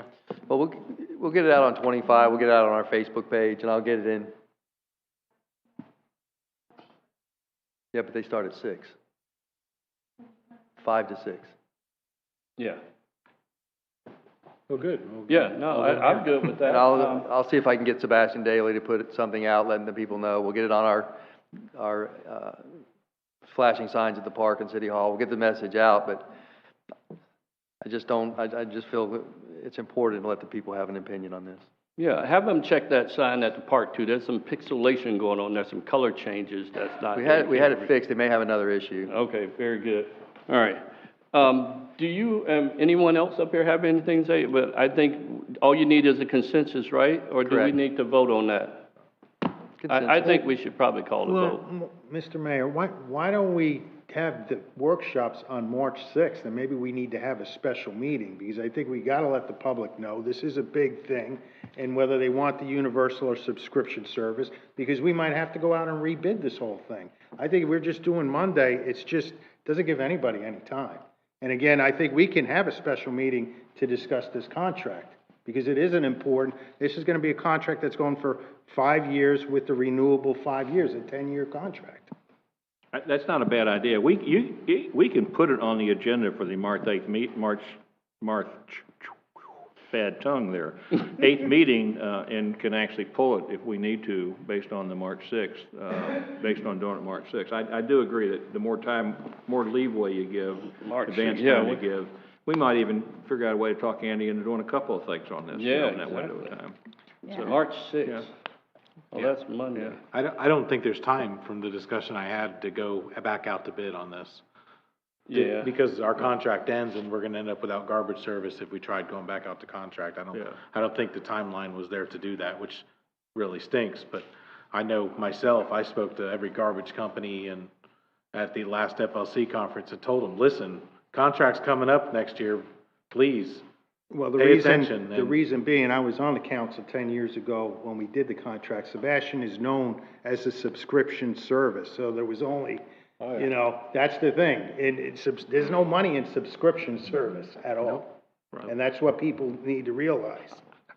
I don't think that having the workshops on the 6th and having this in front of the council on the 8th should be a problem, because I really think the reason for the workshops is to try to explain to the residents what the options are and get their feedback on those options. And basically, on the 8th, we're gonna have to make a decision on the options. Yeah. Right. So are you gonna do 2 workshops on the 6th, one in the daytime and one in the Yeah, evening? yeah, one in the Yes. afternoon, one, in the Same. morning, yeah. But it gives more time to get the word out, which is Yeah. the most important part. Also, and Councilmember McPartlin is right. I mean, I think Indian River County, there's 3 cities here are the only ones that are on subscription service through all the, most of Florida and everywhere else has. 3 of 9. 3 of 9, I was told. Yeah, right. And there's not many that are on subscription service either, but, March 6th. Yes. Okay. We'll get the calendar out, we'll get the word out. Thank you. Make sure I get a note on that, because I forgot. Well, you'll get a notice from the city manager. Okay, I'll get a notice. All right, are you finished, Mr. I have Carlisle? one more item. We haven't talked about it, and I think we need to. We have this $2,500 grant in our budget this year for those mini floating reefs that go under the docks. And they create quite a bit of habitat. And if you go on if you do a Google on mini reefs and look at them, and you see the videos, Naples has done thousands of these. And when Councilmember Mayor Hill was here at the time, we put 2 of them under the dock behind Krabby Bill's. One of them broke loose during the hurricane, but the habitat is just, it's phenomenal what they do. And I think they're like $350 a piece, but for City of Sebastian docks that are in the City of Sebastian, you know, we'll give them a grant to put one of those under their docks. That was part of our budget last year, and we haven't gotten that word out very well. And I think it would help with our lagoon. They're preparing docks now. The company puts them in for free. You know, it's part of the cost. It's not like it's shipped to your house and you have to install it. So reach out to our office and we'll put it on Facebook that I think we can get 5 or 6 docks for the $2,500. Yeah, not to mention we're already working. I've had conversations with Dr. Carrier and some of those from the natural resources to make sure that the oyster mats that we placed on the pylons along the riverfront there as well, to try to get more of those out during this Earth Day celebration. So it would be great to put that information that we have money for the hanging one as well, to try to get some and get people on board with putting them on their docks. That's what we need for the lagoon. We continue to do our part. You know, we have people above us and below us, but we can only do what we do to protect that lagoon. And this is there's a lot of biodiversity on the ones that we have placed on piers. And we're going to pull one of them off during Earth Day and bring it up and let people see how much biodiversity is on those things after a year. So this is going to be great. So I like that. We've got to get the word out. That's all I have, Mayor. All right. Anything else, Mr. Carlisle? That's all I have. What's up? Oh, city clerk. Nothing. You're so kind. Mr. McPartlin. No, sir, I said enough. All right, thank you, sir. I'm done. I said enough. Vice Mayor Nunn. I've said enough as well. Okay. Councilmember Dixon. Time to go home. Okay. Councilmember Dodd. You said enough. I've said enough. All right, meeting adjourned.